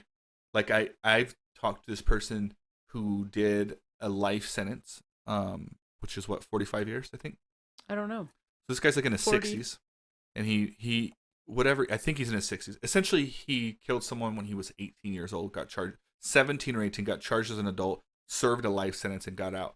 I met him through a friend of mine, older Hispanic guy, probably like one of the most gentle, nicest people I ever met. And one of the first things he told me was like, "Hey, I don't like because he doesn't have people over. It was his apartment. Okay. And my buddy invited me. He's like, I don't have people over because like I'm on parole and I'm trying to stay out of trouble, and all this stuff. And he's like, but I just want you to know that like I was in jail for murder, like just straight up. And he's like, but like I want you to know that. And if you want to leave, that's fine. But otherwise, have a beer and hang out." And I was like, dude, I'm totally getting a fucking beer right now. I want to know how you killed that guy. You can't just drop that on me and make me leave. But I never went like, oh my God, like it was you more. You didn't feel unsafe. It was the opposite. I went, what? Like what happened? Like it was like I was totally interested. And he told me the whole story, and it was super interesting. He was not proud of it. He was like, hey, I was young. I was angry. This is what happened. I did my time. I'm peaceful. I want to raise my kids. But it was crazy though. But you think from what you see in those documentaries and stuff, that like you get creeped out and stuff, and I'm sure there are creepy ones. Yeah. But the three people that I could think of right now, off the top of my head, that have killed someone, all of them didn't give me that weird click. Like when I looked at them. I don't even have one. I have three. Maybe I'll introduce you to some killers. No, I'm just kidding. What if Ceci's watching this podcast? Like, Will, you do not introduce us to killers. You know what? Ceci wasn't even the first one I thought about. It was my mom. Really? Would she get upset? I won't do it, Mom. I swear.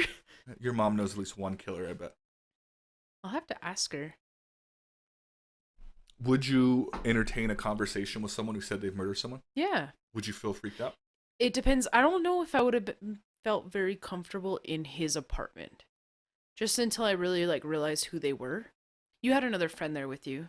Yes, so but even if you wasn't, if I'm being honest, I think I also would have.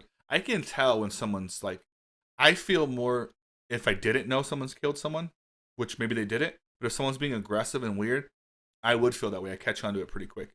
But with him, I didn't feel that at all. So when he said it, I just went with my feeling anyways. I'm like, oh, like what happened? Like I didn't feel. Now, if he was already acting kind of crazy and he's like, I killed a guy, I'm like, dude, I'm out. I'm fucking out of here right now. Okay. But it was more chill. But absolutely, if I was out somewhere and they'd be like, yeah, I was in prison for 40 years because I murdered someone, I'd be like, can we talk about it? Yeah. You know, I would feel kind of weird because like, you probably don't want to talk about it. Maybe you do. But do you feel comfortable? Do you think someone doing that much time got to a place where they're comfortable talking about it? Maybe. Have you ever seen a dead person?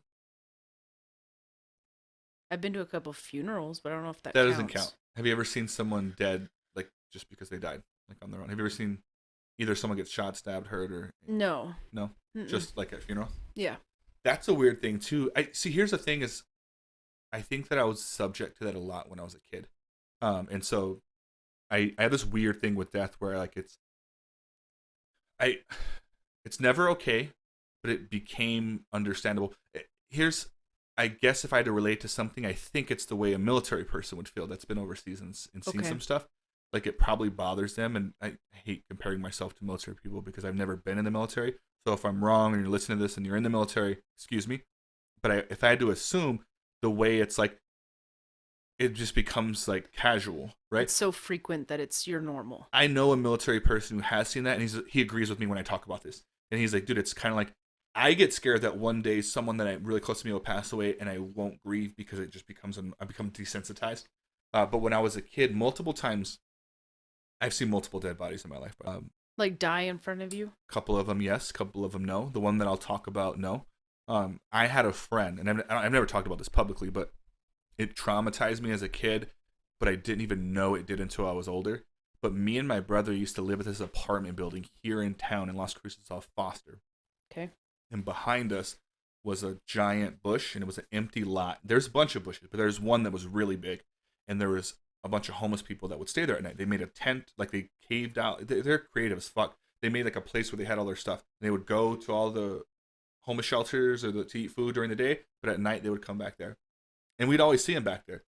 And my mom, my biological mom, and her boyfriend at the time used to always tell us, "Don't go hang out with them. Like you're not allowed to go back there."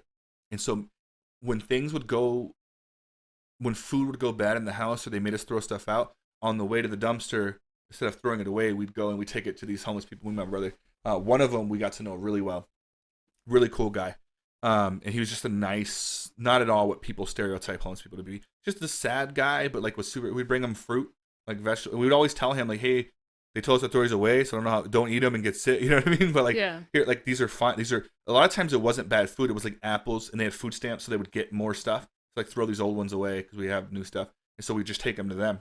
We did that for a long time. My parents found out about it, and they're like, "You cannot take this food back there to them anymore." I'm saying it nice. They weren't nice. They were like, we'll fuck you up. Like my mom's boyfriend was not a nice guy. Yelled at us, and so it was like, but we this is one of our friends, and so we told him one day like, "Hey, like our parents don't let us bring you food anymore," and he's like, "No, it's fine. You guys never had to bring me food in the first place." And he was such a nice guy that me and my brother started sneaking it. We would walk to the dumpster and then like leave it behind the dumpster, and then like we'd go inside, and later on, if one of us got to go out, we'd go get it and then take it to him. Wow. And then one day, me and my brother both got out, and we went to get the food, and we went to the back, and we found him there. He had died. We found him in the bush. We walked in there, and we were like, "Hey," he was just laying there. And so like as little kids, to give you an idea, I think I was like 11, maybe 10 years old. We went back there, and like he wasn't moving, and we shook him, and he smelled bad. Like there's a distinct smell when someone has passed away, and he wasn't like breathing at all. We knew, and so we had to go back and tell our parents. Who the trauma behind it was, first of all, seeing him that way. He was our friend, and then we got yelled at when we went back. Our parents like, "We fucking told you not to go back there and see that guy," and they called the cops, and the cops had to interview us because we found him, and we're just kids. And I remember just being in trouble for it, that I didn't really get to grieve our friend. You know what I mean? And I didn't really understand death that well, and it was just like, yeah, it was a little weird. And me and my brother like never really talked about it. We just knew, like, to this day we have, like, as adults, we're just both like, "Hey, how crazy was that?" Never too deep, but we kind of like have acknowledged it, like that's pretty crazy. But it wasn't until I was older I'm like, that guy was our friend and died. Like no one explained to us what that meant. The investigators weren't explaining anything to us. They were just like, "Where was he? How was he? Did you check his pulse? Probably Was he didn't breathing? realize- Have you ever seen him do drugs? What drugs have you seen him do?" It was like he was like a thing. He wasn't a person. Probably didn't realize that that you cared about him, because he was just, to them, he's just another homeless guy. But if you're a police officer and some kids found a body, I don't think it matters if they knew him. Like you would go like, "Hey, are you guys all right?" Like, you know, maybe they did to our parents, but nobody did. Not the police, not my parents, no one. And so we're just like, that just happens, and like people move on. Yeah. And so like that was the beginning of getting desensitized to things like that. And so like yeah, I'll never forget that. And it wasn't till later on in life like that I was like, how, like that's crazy. Like if that's a movie scene in a movie or something that people talk about that ruins their whole life, and we're like, all right, let's just go do our chores and go to bed. Like it just was never acknowledged. Now the food just goes right in the dumpster. Yeah, I definitely don't give. Well, I remember for the longest time we're like, what if he died off our food? Well, yeah, like, I was gonna joke about that earlier, because you were like, and then we found him, and I was like thinking like, yeah, we would always think that. We're like, what if he died from our food? As we got older, we're like, no, it's impossible, because it wasn't like that way. He was already in bad shape, and he was doing terrible things, and he had drugs in there when they found him. I'm assuming he overdosed. Yeah. Because it wasn't like hot. He had shade. I don't think he dehydrated. I don't know what he went through. Who knows? Could have just been some freak. Yeah, but we situation. did think that. Another thing that they should ask us about, right? You would think that as kids, you would ask like, "Hey, you guys know this isn't your fault, right?" Or something. Yeah, or be like, you know, have an open dialogue to where you can be like, "Do you think we killed him?" No. Why would you think that?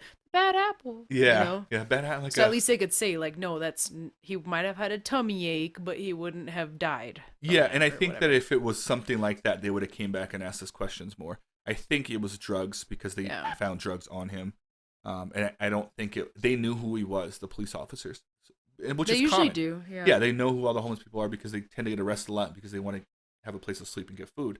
And so I remember him knowing him like by name, and he was asking me about him. And so yeah, if something was weird, now that I'm an adult, I'm like, all right, that guy for sure that had nothing to do with me. But as a kid, I remember thinking like, was it us? Like, yeah. what was it? But it was like traumatizing, and so it's like I don't remember why I brought up this story, but that's pretty much the gist of it. I guess that's what it was. Is that like the fear of like, and then of course death is a theme in my life and like Yeah. dealing Well, with and it. you were asking me if I've ever seen any dead bodies, Yeah. but other than funerals, no. Do you think that you what would you do if like as an adult, obviously not as a kid, if you found someone? Do you think that you'd freak out, or you think you'd be calm? I think I would appear calm as Yeah. normal, but I think yeah, I'd be like freaking out, and I think my adrenaline would take over. Yeah, for Like I sure. definitely would call, and I would try to like sound as calm as possible, because I won't talk about this too much, but I work at 911, Mm-hmm. so I know everybody, so I'll know who's answering the phone. Yeah. So I'll just be like, hey, whatever their name is, and be like, hey, it's Ricky. Like, I'm right here. Put in this call. But what if being calm makes you suspicious? That's okay.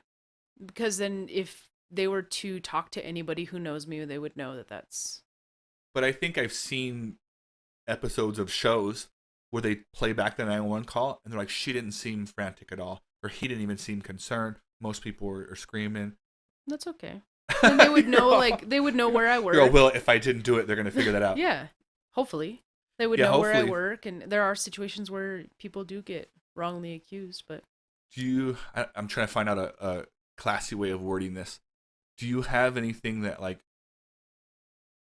freaks you out or fears? Like, do you have any fears? Like, I hope this never happens to me, or like if I'm ever faced with something similar to this, like, I think I'd freak, or anything that you've thought of, like, I think I might struggle with that. Well, I think like a normal person, I'm really afraid of I'm afraid of death. Yeah, I really am. like seeing it or you Both. both. Maybe not seeing it, but losing people that I love Mm-hmm. without being able to. I just don't like things changing. I don't like things to be different than what they are right now, Mm-hmm. unless it's for the better, of course. That and then yeah, I'm afraid of death myself too. So that's one of the things that I've thought about a lot Yeah, in my life. I've never thought about myself dying, No. which is weird because I've been suicidal, and so I don't. In those moments, like maybe I do this thing where I try to, it's like a protective thing my brain does. And because when I was younger and people passed away, I was shocked. I always feel like, well, again, this is going to happen. Can you have a plan? And so my brain goes out of control sometimes where I anticipate if a bad thing happened and what my reaction would be, what the people's reactions would be, and how I would function through it. And I think it's never in a weird way, but I'll give you an example. Like, I've literally like thought of like if someone came to me and they're like, "Hey, your brother passed away," how I would deal with it, and I play it out in my head like a movie, what it would be like, how if I would get sad, okay, and then how long would I be sad for? How would I get out of that situation? Like, what kind of things would I do? Could I picture myself living a life if that happens? If I did, what would I look? What would that look like? Mm-hmm. And I anticipate all the things that could go wrong with that, and so I have a plan if that happens. Which I've never lost anyone and been like, thank God I had a plan for this. Yeah. So I don't know why my brain does that. I but do it too. I've done it with Laura. Like if Laura Mhm. goes out because she drives all crazy, I'll like picture like what if someone comes and tells me, I'm probably gonna freak out. Like, wait, what do I do? Do I hurt myself in this scenario? And I'll play out a scenario where I do, then I'll play out a scenario when I don't. And like or if it doesn't, then what happens? Who do I talk to? Would I go to the funeral? Would I not go to the funeral? Like, what would That's that look like? interesting. Do you think you would date again? Like, if you did, how long would it be? Like, what if you had kids and then Laura passed away? How would that, like, would you, like, you know what I mean? And I play out all these scenarios and my brain just does it. But I think it's my brain's version of going like, hey, I'm going to prepare you for the worst so you don't fail. Like, so you Yeah. have a plan. Even though I'm not asking it to do that. I don't know why it does that. I don't do mine as deeply, but I do Really? that. Yeah. Like I'll think the same things. Like if this person passes away, one of my things is that I don't show emotions very well. So I'm always like, damn, like what if I don't even cry? Or what if it really hurts but like people don't see me react the way that they think I should react kind Mm-hmm. of thing. So I always think about that a lot. But then like my grandma passed away and I didn't really cry at first. I might have, but not like it was more of like, oh, I got to take care of my mom kind of thing. Yeah. But it wasn't until like I think she's probably been gone like 6 years now. If I could guess, it'd probably be 5 or 6 years this June. I'm Mm-hmm. not sure. But it was just like this past year that we were like drinking one night and then someone said something and I was just like, it's fucked up that grandma died. And I just started It just hit crying. you. Yeah. And thankfully it was with my mom and my wife. So, but it took a long time. Like it took a really long time. My mom's like, you got to get rid of that shit. Like I'm already over this. Like that was my mom. You got to like deal. But I'm like, damn, like it's been 5 years and all of a sudden like I just had the right combination of beer and whiskey and all of a sudden like You just finally were able let to it feel out. finally. Do you think Yeah. that part of you felt like, because you said something like, I had to be there for my mom? Do you think that, does that hit you where you're like, thinking back to that specific situation, Uh-huh. did you feel like I can't be sad because other people are sad? Someone's got to be strong, so I'll be that person. Yeah, probably. I always feel like other people deserve to be more sad than I am or something. Mm-hmm. Like you know that person better or you spent more time with them or you had a different relationship with them. Mm-hmm. And so I'm always like who am I to be crying kind of thing? Like just be there for your mom, be there for everybody and then yeah, it was just weird. Randomly 5 years later I was like, Well, "Ah." that's pretty intense.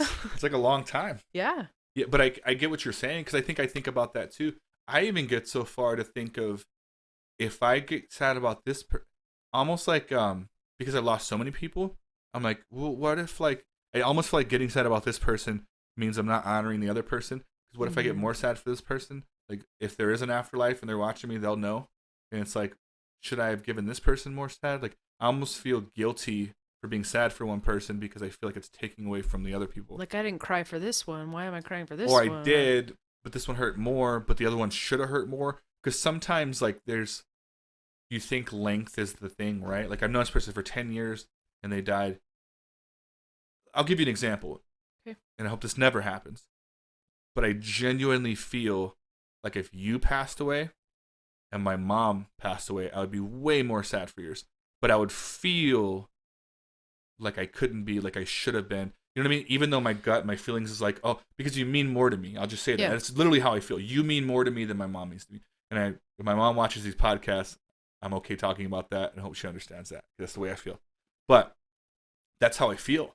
And so it's like, but I think my inner brain, whatever, when it happened, I would feel like, well, I've known my mom my whole life, which not my whole life, she's not been part of it, but like, you should be more sad. Yeah. And so I think my brain will make me hold back if you were to pass away because it knows that. And so it's like, it's weird. I don't want it to do that, but I think it kind of prioritizes what should be. That's Well, probably what similar happened to you. probably. But if it does happen to me and I do pass away, there's video evidence that you feel really, really bad. Yes. So if I'm not crying, And people if you pass away, I'm gonna bring orange roses. yes, you have to bring orange roses. I'm glad you're paying attention. Bro, I'm telling you, listen to all of it. Good. No, I'm happy that you do. And I get way too in my head. Like I had one video that got way too many plays and one of them that didn't. There's like I get to see all the analytics of it. So there's certain podcasts that people watch more of, like lengthwise, and there's certain ones that people watch more of, like quickly. The Mhm. quickly ones don't matter to me. It matters to YouTube. They got a huge boost in that. So because one of my videos is almost at 700 views, Mhm. it promotes my other ones more. And so Okay. like it's putting me higher up on the suggested. So I get it, but to me I was kind of upset when I saw that because it got shared by someone who shared it and then a lot of people clicked on it but then didn't get very far. And so it makes me feel like damn, they weren't that interested in it. Yeah, like And then it catch lowers. 'em.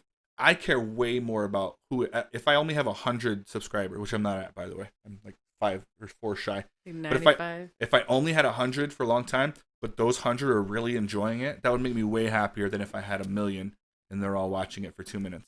Like I just care more about the people that are getting something out of it, and me because I'm always getting something out of it. Yeah. But that's really all I care about. I just care about that you keep doing it and then I can watch it. Yeah, there's several times where I think about not doing it. If I'm being honest. Yeah?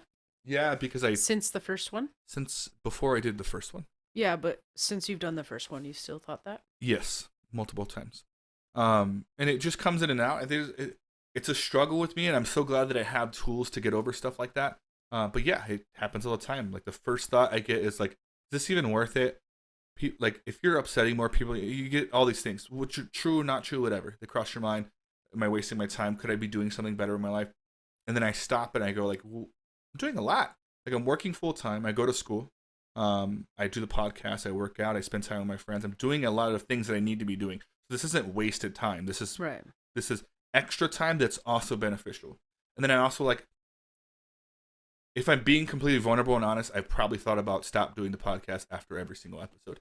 And then I always deal with it. And then I go on and I feel, you know what, I'm doing it again. And I to this point where this will be our 8th episode and I'm still doing them. I have to convince, I always think Kobe Bryant that passed away, his mentality was always to work harder than the other people. Like while you're sitting down playing video games, someone's in the gym working out. Yeah. And that same concept is like, it's also like working hard, right? In his sense, he's talking about working hard, but it's also like nobody would ever get anywhere in life if they just stopped doing it when things got hard. You listen to people like Steve Jobs, you listen to people like Elon Musk, people like the Facebook guy who have been very successful. Maybe not the Facebook guy. I feel like he didn't plan that out. He just got really rich. I didn't even know his name. Mark Zuckerberg. There you go. But you knew the Facebook guy when I said that. I didn't the first time. It was, when you repeated it, I was like, who's the Facebook? Oh, you mean the guy that made Facebook. All right. Maybe him at some point. But for sure, these famous people that have come up with stuff have come in contact with several roadblocks before it became that way. And so to me, it's like, if I keep my mindset clear, which is I enjoy them, when we're having these conversations, I thoroughly enjoy them. I've never once during this podcast felt like stopping doing it. It's always afterwards when life happens. And so it's like, I always tell myself, like, I will do these podcasts until they're not fun. Not the work part of it, whatever it is. When the actual conversations become unfun, I'll stop. But as long as they're fun and I'm enjoying them, then I'm doing them. But I'm just being honest. I often think about stopping doing them. But interesting. Yeah, it just happens. Yeah. But I think that one day, if it becomes successful or is something bigger than it is today, I'll look back and be like, wow, like that's cool that I kept doing them anyways. Kept pushing, just like anything else. Yeah, just see what it is and just see where it goes. It's never all fun at all times. Yeah, I think if it was all fun, I think that's the issue with life nowadays is we do things that are fun, and things that are fun typically are easy. And so it's like, why would I do anything other than that? That's why you get these kids that party and act wild because it's easy. You don't even have to buy alcohol. You can just go to a party and drink theirs. You know what I mean? And so it's like, it's easy and it's fun and they keep doing it. But what's hard is not going to that party, staying home so you can wake up early to do a job application, go to that job, put an effort at that job, treat your family and your friends like they're human beings. Those things are hard. And so it's like, but when you do them, you get more joy. Yeah. And so it's like you have to go through the sucky part of it to get to the part that feels good. That's how I feel about it. That was deep. It's supposed to not be fun. Yeah. At first. But then that always leads into something better. It's what challenges are. If it was easy, then that wasn't a challenge. You're doing something different. You're staying in your lane, which you should do. But I mean, how many hours in a day? People always say like time flies. There's not enough hours in a day, which is true. But like if you really think about it, like what did you do with your day? Like was there a moment where you could have been doing something different, or would you just follow your routine where you go to work, you come home, and you eat your food, you go to bed, and you wake up and go to work again? Yeah, I think that's something that you talked about on one of the other ones too. Is like, they say like, "Oh, I'm really busy. I've just been doing the podcast every day, every hour." I catch myself doing that. Really, it's hard. But I literally started telling people that no excuses. I'm gonna try to reach out to you more. Like I have to start doing that, and they go, "Oh, okay." But like, bro, it's got weird. But it's easy and natural to be like, oh, it's because I've been working and then my new job and I started school and like da-da-da. And it's like, I don't know. It doesn't take very much time to shoot someone a text or a call. Just say hi, do whatever. So I'm trying to be better at that too. But it is what it is. For sure.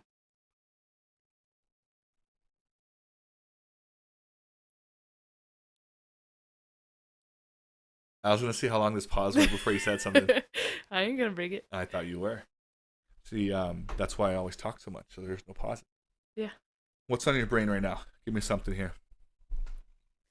Well, one thing that I told you that I would talk about is my illness. Okay.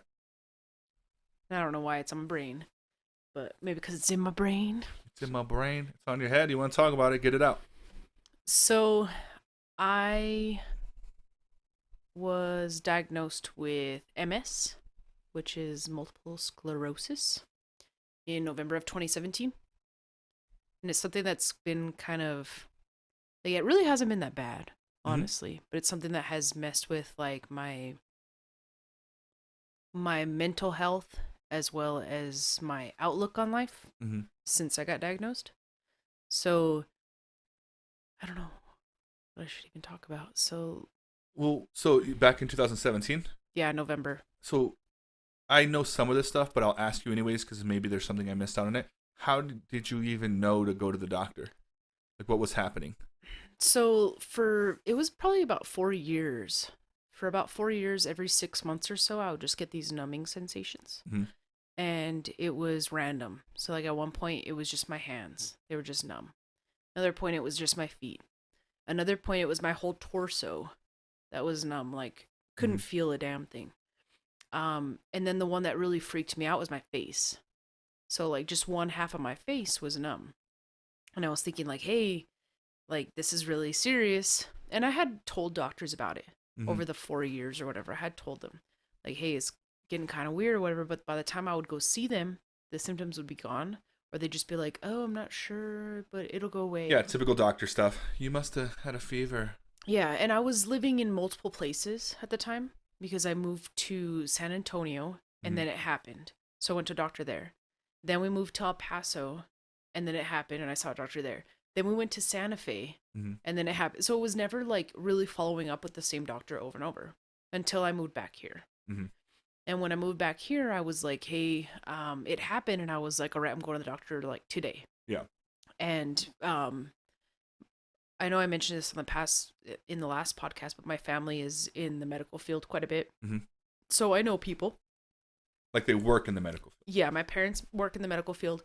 My mom has a lot of doctors that she knows. And like, if you ask her right now, like, who do you recommend for this? She'll tell you. Yeah. So one of her best friends is my primary care. And so I just call and they're like, no, she doesn't have anything for the next 6 weeks. And I'm like, this is Riki Miller and I need to talk to her like now. Like it's serious. And then when she heard that, she was like, okay, I'll like come on in. So I go in and she's like, what's going on? And I tell her and she's like, let's send you for an MRI. So at this point, like my lips were numb, my tongue was numb, half of my face was numb, my feet were tingly, like it was just kind of all over. And the thing about MS is that it never affects two people the same way.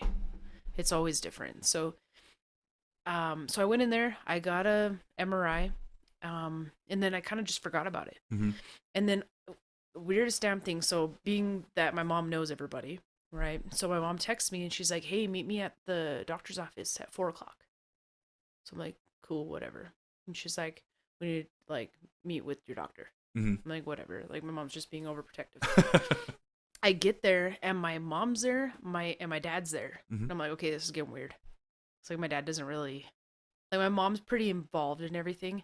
And my dad will show up if you ask him, but he's not really the type to just like, I'm going to go too, you know? Yeah. So they were both there and I was like, all right, whatever. I checked in and I sat down and I was like, didn't even ask. I don't think I wanted to know. Yeah. So I was like, this is weird. Then my wife comes walking in and I'm like, okay, what the hell? Yeah. Why are you guys all here? Like, this is intervention? Like, I'm fine. Like, I've been working out. I was eating really healthy at the time. Like, I'm doing really good. Like, what's going on? But I still didn't ask. Like, I was just like, hey. And then they called me. And so we went back there and then the doctor walked in and she knew me since I was a kid. Since we first moved here. It was one of my mom's, not her first job here, but one of her first ones. So I was probably like 13 when she met me. And she's crying. I'm like, what the fuck is going on right now? Yeah. Like, not like bawling, you know, but she was like, you could tell that she was not comfortable with this conversation. And so she just like sat me down and she was just like, okay, like, I think you have MS. I'm really worried about you. What we need to do is you need to go home. You need to get a bag. Like, you need to go to the hospital. I already sent over your paperwork. You're going to get admitted tonight, this and that. And I was just like, what the hell's going on? And my mom was like, I don't know if she was crying or like looked like she was about to, which is weird because my mom doesn't like react that way for anything. Yeah. My dad was like, just kind of like, and then my wife was freaking out. She had no idea what it was. And she had just lost her uncle from ALS, which, if you know anything about the two, they have very similar symptoms. It's just that ALS progressively gets worse until you no longer can survive. And MS is kind of maybe the same, but a lot less rapid. Mm-hmm. So I got admitted. They had to do a bunch of tests. They had to do a spinal tap on me. I was there for 5 days. And then ever since, it's just been kind of like, I go to Phoenix now. I get So they confirmed treatments. that you had MS. Yeah, so the spinal tap, it was pretty clear from the MRI that I did. Hmm. And then the spinal tap was like, if they saw these little bands, I don't know what they're called, can't remember anymore. But if I had the bands, then it was like 100%. If I didn't, then they weren't too sure. Mm-hmm. Could be that or it could be something else. And then they checked my spinal fluid, and then I did have the bands, so they were like, 100%, you got it. So I was like, all right, now what? And then they just got me in touch with a neurologist. And Is it a neurological issue? Is that what it is? yeah, so it's in your brain. And sclerosis literally means hardening. And it's the hardening of the myelin sheath, which is the protection around your nerves. So you have a bunch of nerves all throughout your body, but they originate in your head and in your spinal cord. Mm-hmm. And what happens when you have multiple sclerosis is that your body sees that myelin sheath as like a bacteria or something foreign to your body, and it's saying that's not good, and it starts attacking it. So what it does is that's the only thing protecting your nerves. So once it starts attacking it, then it starts breaking down that protection from the nerves, and then it ends up hitting the nerves, and then you start having nerve damage. Is that why that explains why you're getting numb feelings? Yeah, in random places. Have you had those since you were diagnosed? No. So whatever, are you on medication, treatment? How does that work? Yeah, so when I was in the hospital, I got steroids for 5 days, and normally if you're having a really bad attack, that kind of scales everything back. Mm-hmm. So I got steroids, and that I forgot one symptom too that really scared me is I was losing vision in my right eye. So they started pumping me with steroids, and then that vision started coming back in my right eye. And so I was like, okay, this is working. Then all the numbness went away, and then I was like, okay, we figured out what kind of treatment I would get. Yeah. So they started, my mom and the doctor, they just started going through researching everything, researching different doctors, researching where we can go, and we decided that the closest place with the best doctors in the area would be Phoenix. So we ended up going to Phoenix, my mom, my wife, and I, and we saw a doctor that was recommended, and she was like, yeah, I agree with your doctor that you do have MS, so let's treat it. And so it ended up being like, here's your options, like this pill will do nothing, this infusion, you could get that, but it's gonna like make you feel really bad, and you don't know if it's gonna work. And then this pill's kind of in the middle, and it looks like yours is really aggressive, but we don't really know yet because we just met you kind of thing. Yeah. So it was like, let's just try this. So we tried it. We tried the first pill that she gave us. I tried the first pill that she You gave broke me. some off for your family? Yeah, I really feel like it's been like my mom has done a lot. So it feels like a us thing. Yeah, and she's very like involved in it. My wife is there for the emotional support. My mom's very there for the research, and like, you got to do this, you got to do that. Do you think it's a good thing? Yes and no. So I think it's a good thing because when you don't know what to do, like, it's great that your mom does. Yeah. But in another sense, it feels like sometimes you just need someone to step back and kind of be a mom. Mm-hmm. And I don't want to say that in a way of like... Well, so explain it then. What do you mean by that? Because So, I think I know, but I think she does too. Like, every for most of her day, she is a doctor. She is a nurse. She is an advocate for people. She cares a lot about people. She's very smart. She knows a lot about a lot of stuff. Mm-hmm. And so naturally, when you get into this situation, you fall into that. Because how could you not? Yeah. You know, like if something like I work at 911, someone collapses in front of me, like I'm not just gonna be like just stand there, you know?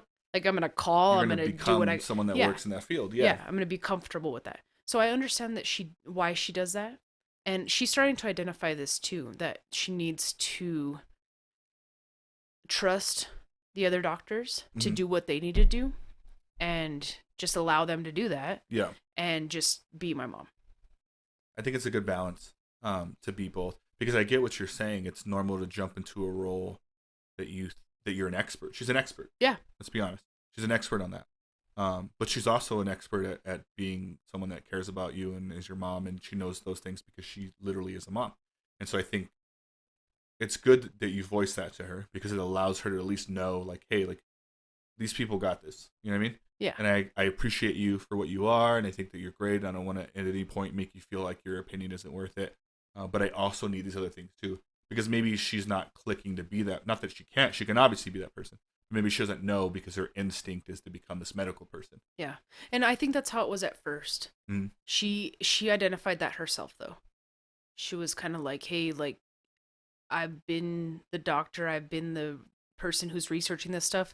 I'm just going to be your mom."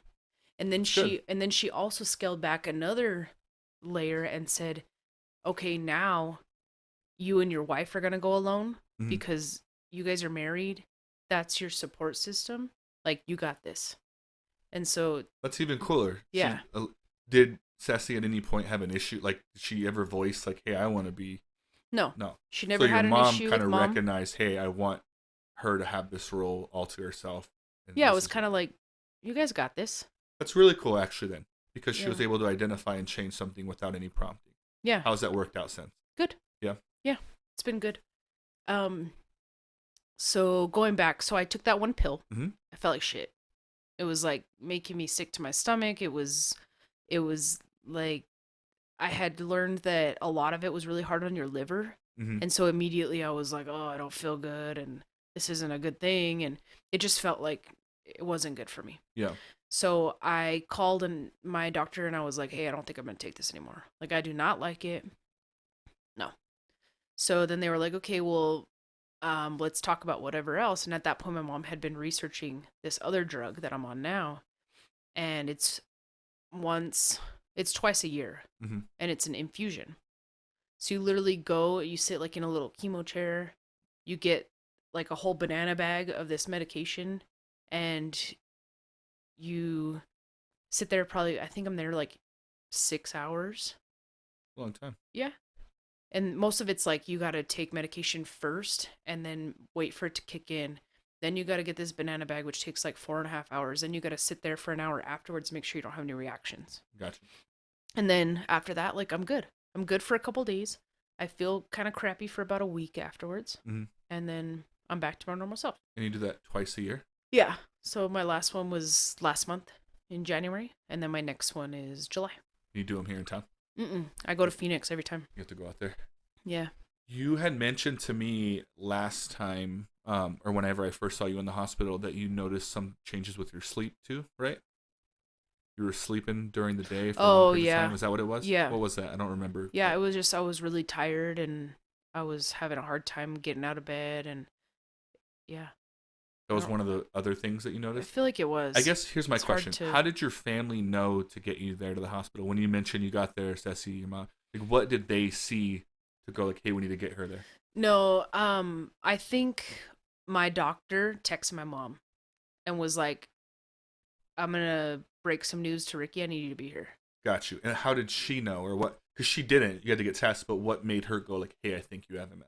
Was it based off what you were She saying? had the MRI results at that point. And what in the MRI popped out? So I've seen it, and it's literally like my brain, and you just see black spots like everywhere, and you And shouldn't those have that at spots all. are Those nerves? are the active areas where the nerves have been broken down.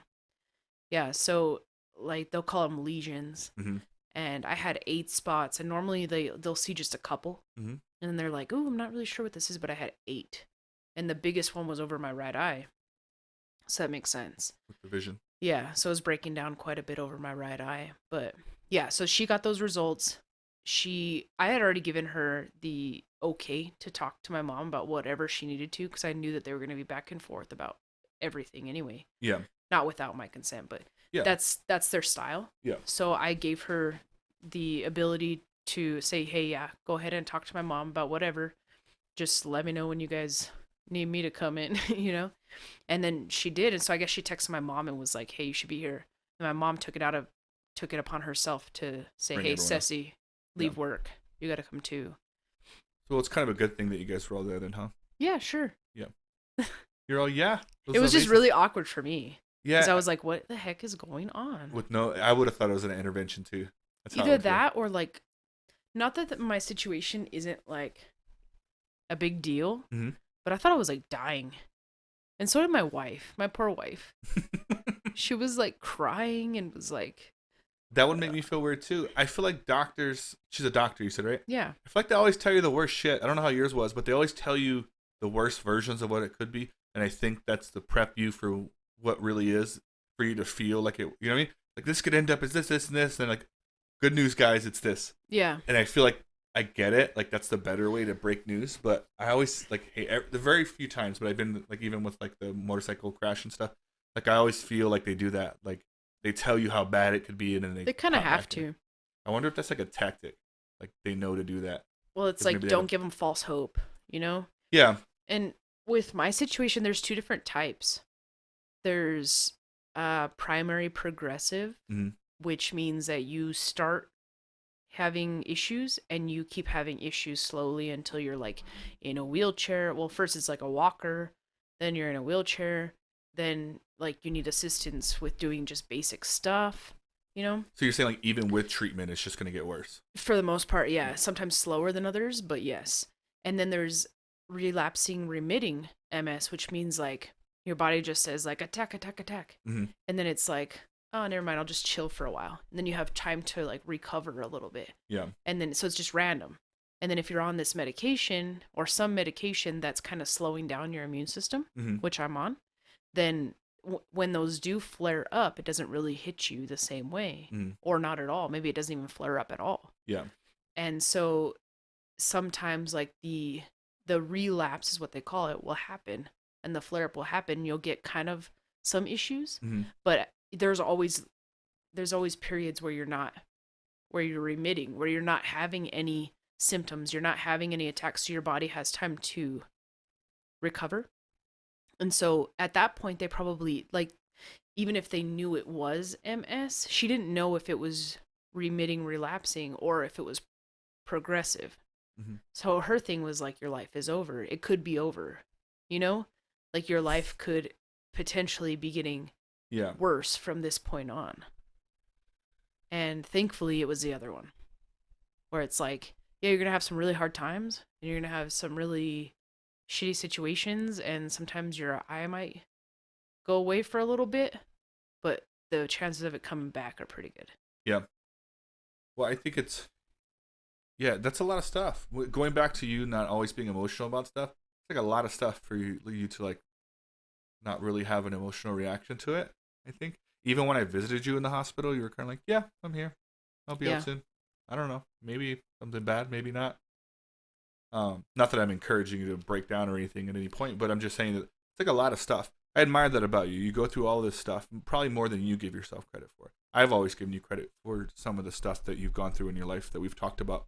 And maybe you also give yourself credit for. I don't know if you do, but I think those are really important things. I think it's like at some point, if you don't already do this, I'd hope that you look at yourself and think like, Dan, I've been through some stuff, been through a lot of stuff.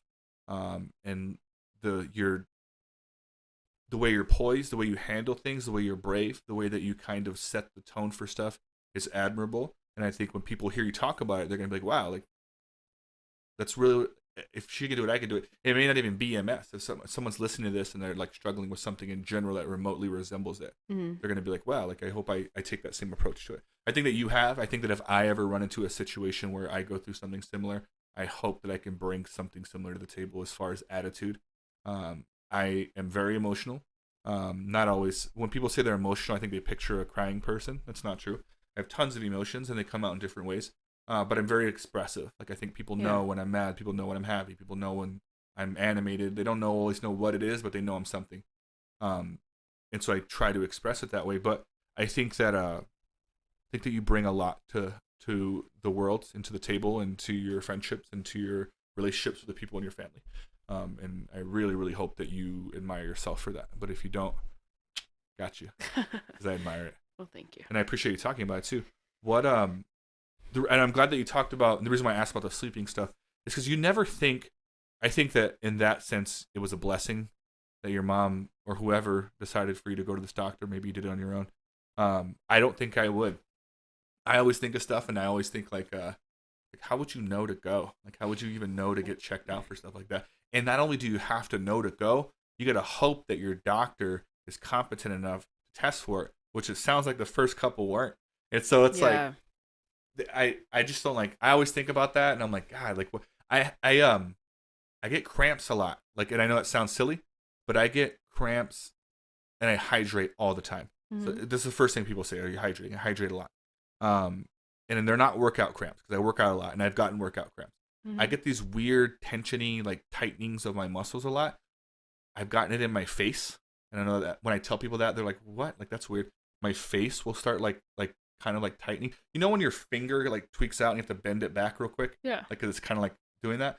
That same kind of feeling, like I get it in my face. I've even got it in my throat, like right here in my neck, where it tightens right here. Like sometimes when I'm talking, and I'll be driving sometimes, and I have to stick my chin in the air and like rub like my throat, like massage it a little bit and tighten it. Because if I chill, like it'll seize up, and I have to like stretch it out, and it goes away the same way a cramp would go away.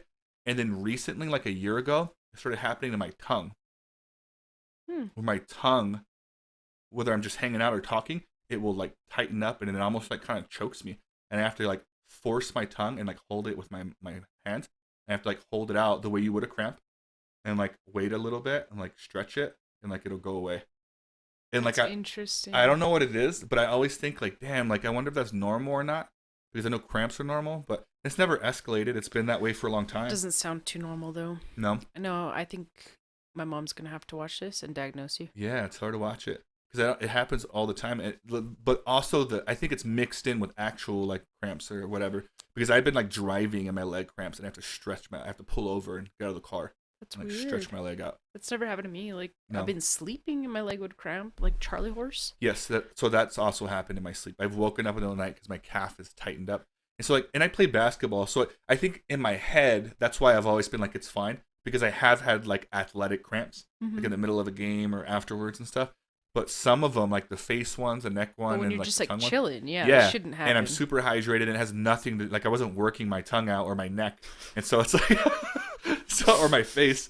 Yeah, even though I did make a funny workout video on my YouTube channel where I did do face workouts, it doesn't explain it. So part of me thinks like I'm justifying it by going there cramps, but maybe it is something I should look into. But I feel fine. Like I don't ever feel weird.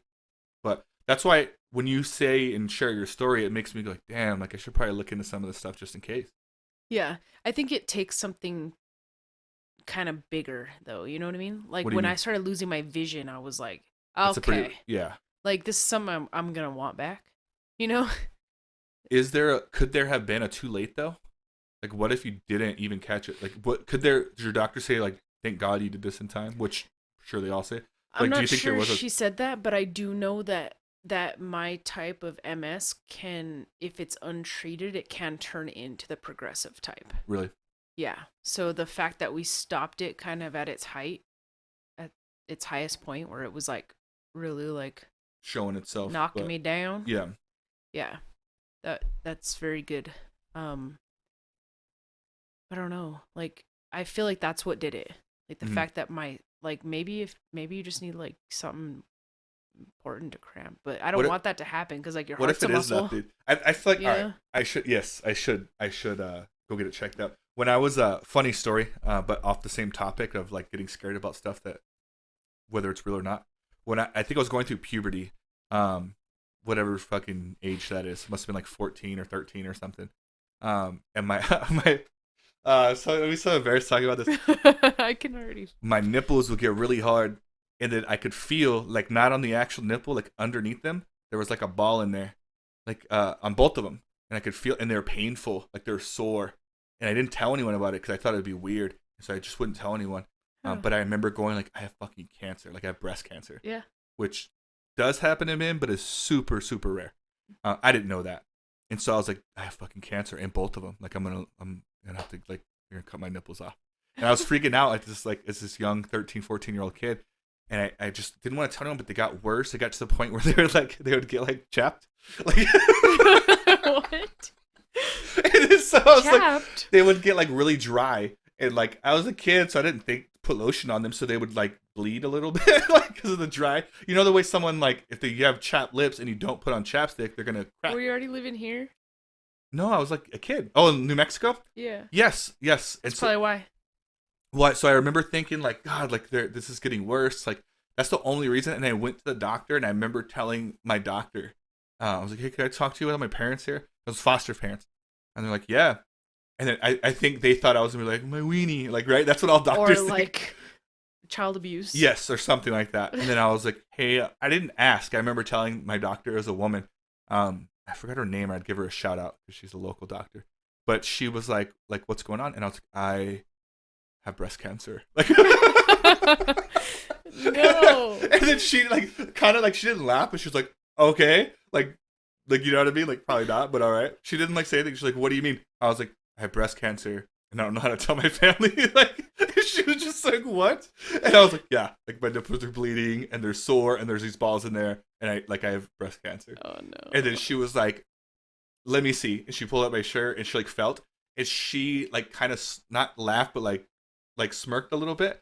And she's like, no, this is part of puberty. Like with men, like sometimes there's a gland under there that women also have, which is men don't develop breasts, right? I mean, obviously things could happen. But she was saying that these, when you go through puberty, they engage, they realize, and I don't know, I'm not a doctor, but for whatever reason, she was saying like they don't actually, nothing happens, and then it goes back to normal, which is why you're feeling that flare up. You don't have. It's like your mammary gland. She's like, yeah, it's some sort of gland that flared up, but it was part of puberty. And I was like, what? Like, and I remember, like, but it drove me crazy for like months where I'm like, fuck, I have like cancer. I fucking know it. And then she was like, she gave me like a medical ointment. She's like, put these on your nipples. Like, this is probably one of her favorite stories in the world. Probably. And then when my foster parents came back in, like, what happened? They thought I was going to be important. And the doctor's like, nothing. He's fine. Like, we never spoke of it. I just went home with my little ointment she gave me. It's like a little tester tube.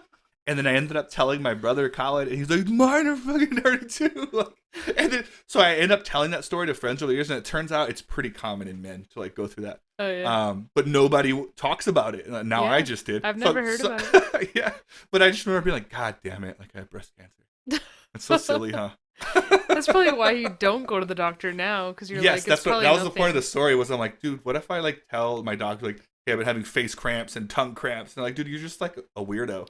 No, I don't think this is one of those situations. No. So, I think you should go.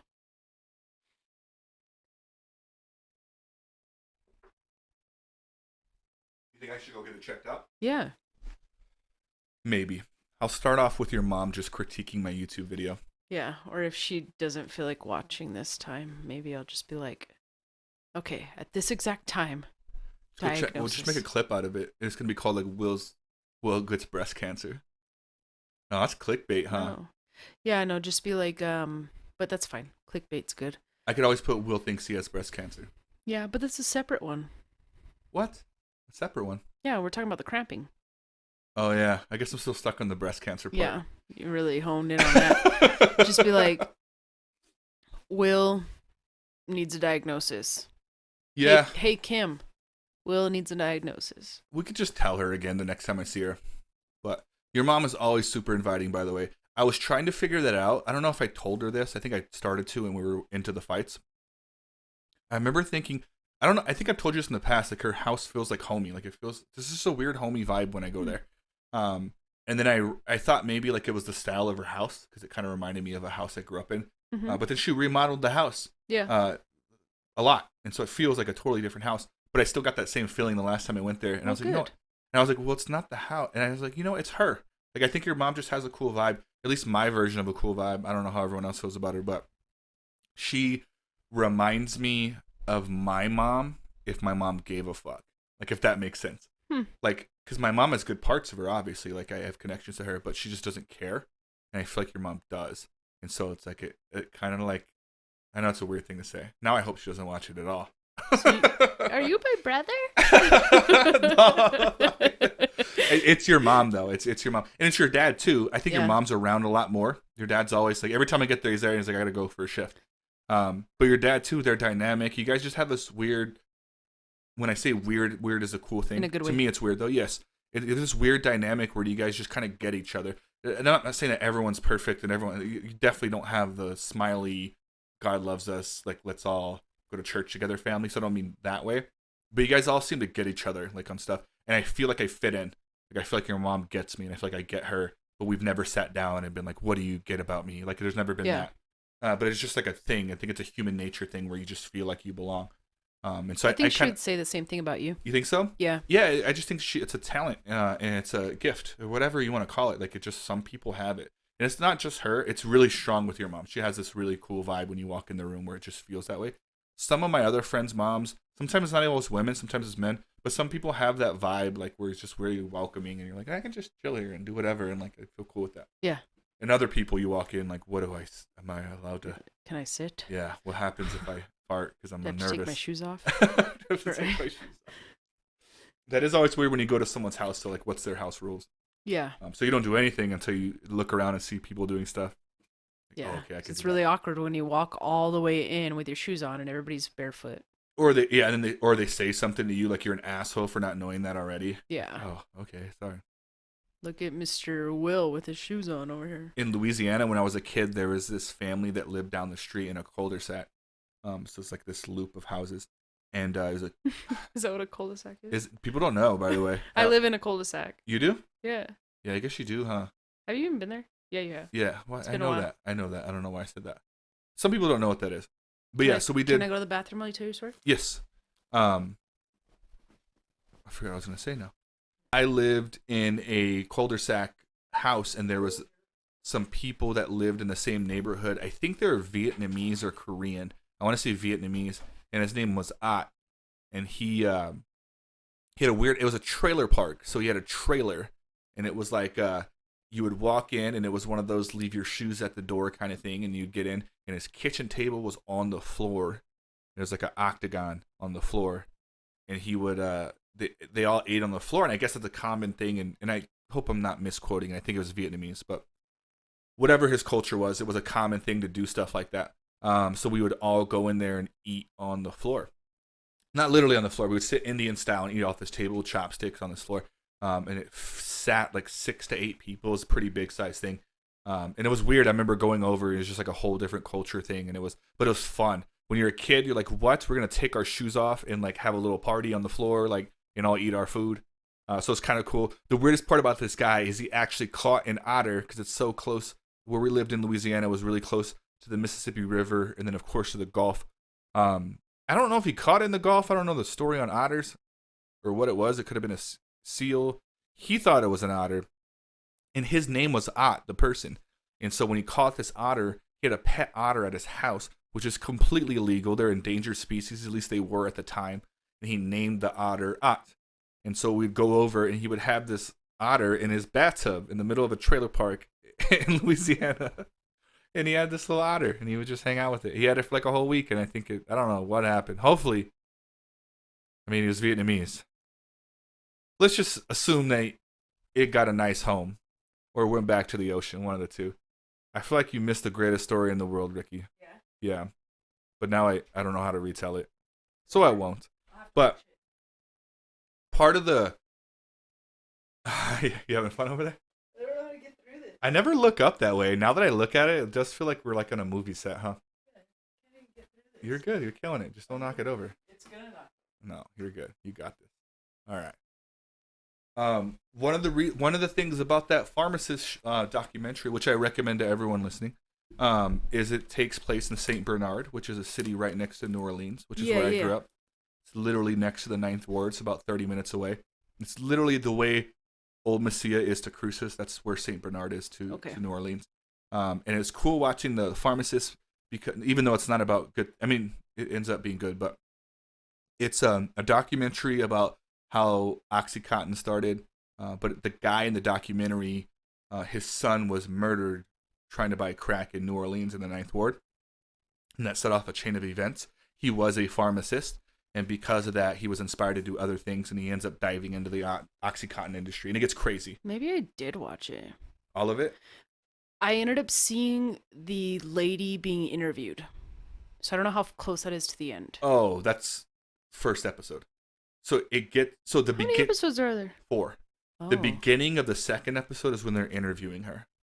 I don't want to say anything because I don't want to ruin it. Yeah, I know. But yes, they start interviewing her barely, and then it ends. And then the beginning of the second episode is continuing her interview. Okay. I know she's really burned. Yes, she admits that. She's a crack addict, and she talks about that.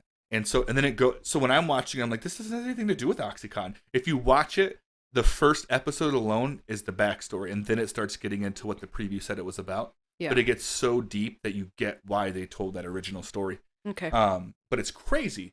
But it's all filmed there, obviously, the documentary, and just seeing the old neighborhoods. Like when I was watching with Laura, I'm like, that's the kind of I've been to the Ninth Ward. And so I'm like, that's the kind of neighborhoods we live in. Did you recognize the place where the guy No, got not shot? literally the place. It's a big area. Okay. I mean, it's a couple blocks. But it's not maybe, right? But you might have been there, but you don't really remember it. Also, this documentary happened post-Katrina, and so they rebuilt everything. So it may be another shitty trailer park, but it's not it's not the same way. That got wiped out. St. Bernard got hit bad, and so it's like that whole area got wiped out. And so all the stuff that's there, it's not the same trailers. And so it's like it's new, and they put them different directions. They had to rebuild those lots. And so even if I was at that exact same spot, I wouldn't recognize it. Right. But it was cool seeing the vibe, and it just reminds me when I was a kid. I have a lot of nostalgia from back when I was a kid. I have a lot of repressed memories that pop up. They're not all bad. Like, it's not repressed because anything bad happened. At least I don't think so. But sometimes I go, oh yeah, so when I was telling the story about the Vietnamese person, in my head I remember what it was like to be there, and then I remember that documentary. But I think culturally it's so different there. And I think, have you ever been? New Orleans? Yeah, or Louisiana in general? Yeah. Yeah? I've been in New Orleans. What do you think of the vibe there? Like the people, the culture? It's it's very different. Southern, for sure. Right? Feels Southern. Very homey. Very I feel like they're very friendly. That's where the term Southern hospitality comes from. When you go to a restaurant in New Orleans, it's like, welcome in, baby. Feels like you're coming into someone's home. Sit down. I'm going to take care of you. Yeah. You just feel homey. Like the same feeling I feel when I hang out with your mom. Not that she's a Southern person, but that same hospitality. But that's how it is there. Yeah. Where everyone's just really nice. Being there made me realize how not nice people are in Cruces. Because I think they're nice because I live here so long, I'm desensitized to it. But I don't know how many times I've been to a drive-through, what do you want? Okay, is that it? Drive around, and that's just my life now. And so I go. But when you're there, they're like, what else can I get you? No problem. Yeah, I can do that for you. What else do you want? Whatever you need, I got you. Come to window 1, baby, and then we'll get you. And it's just like, what? You just feel welcome. Yes, in every city, I'm sure there's someone not doing that, but mostly that's the kind of hospitality you get. So it feels good, and it feels good being there. Is that what you experienced? I know I cut you off. Yeah. I feel like it was really. There's one guy in particular that I remember at some restaurant. Would never find it ever again. Yeah. And I think I was there before. No, it was probably after Katrina. Katrina was in what, 2004? 2001, 2004. I think 3. 2003. But I'm not sure. I was probably there after, so it probably is the same. I left before Katrina. That's why I don't know what year it was, but I think it was 2003, but I'm not sure. Sounds about right.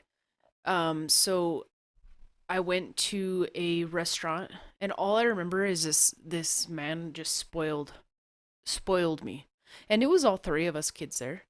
What kind of restaurant was it? It was, I couldn't even tell you. 05. 05. Yeah, August.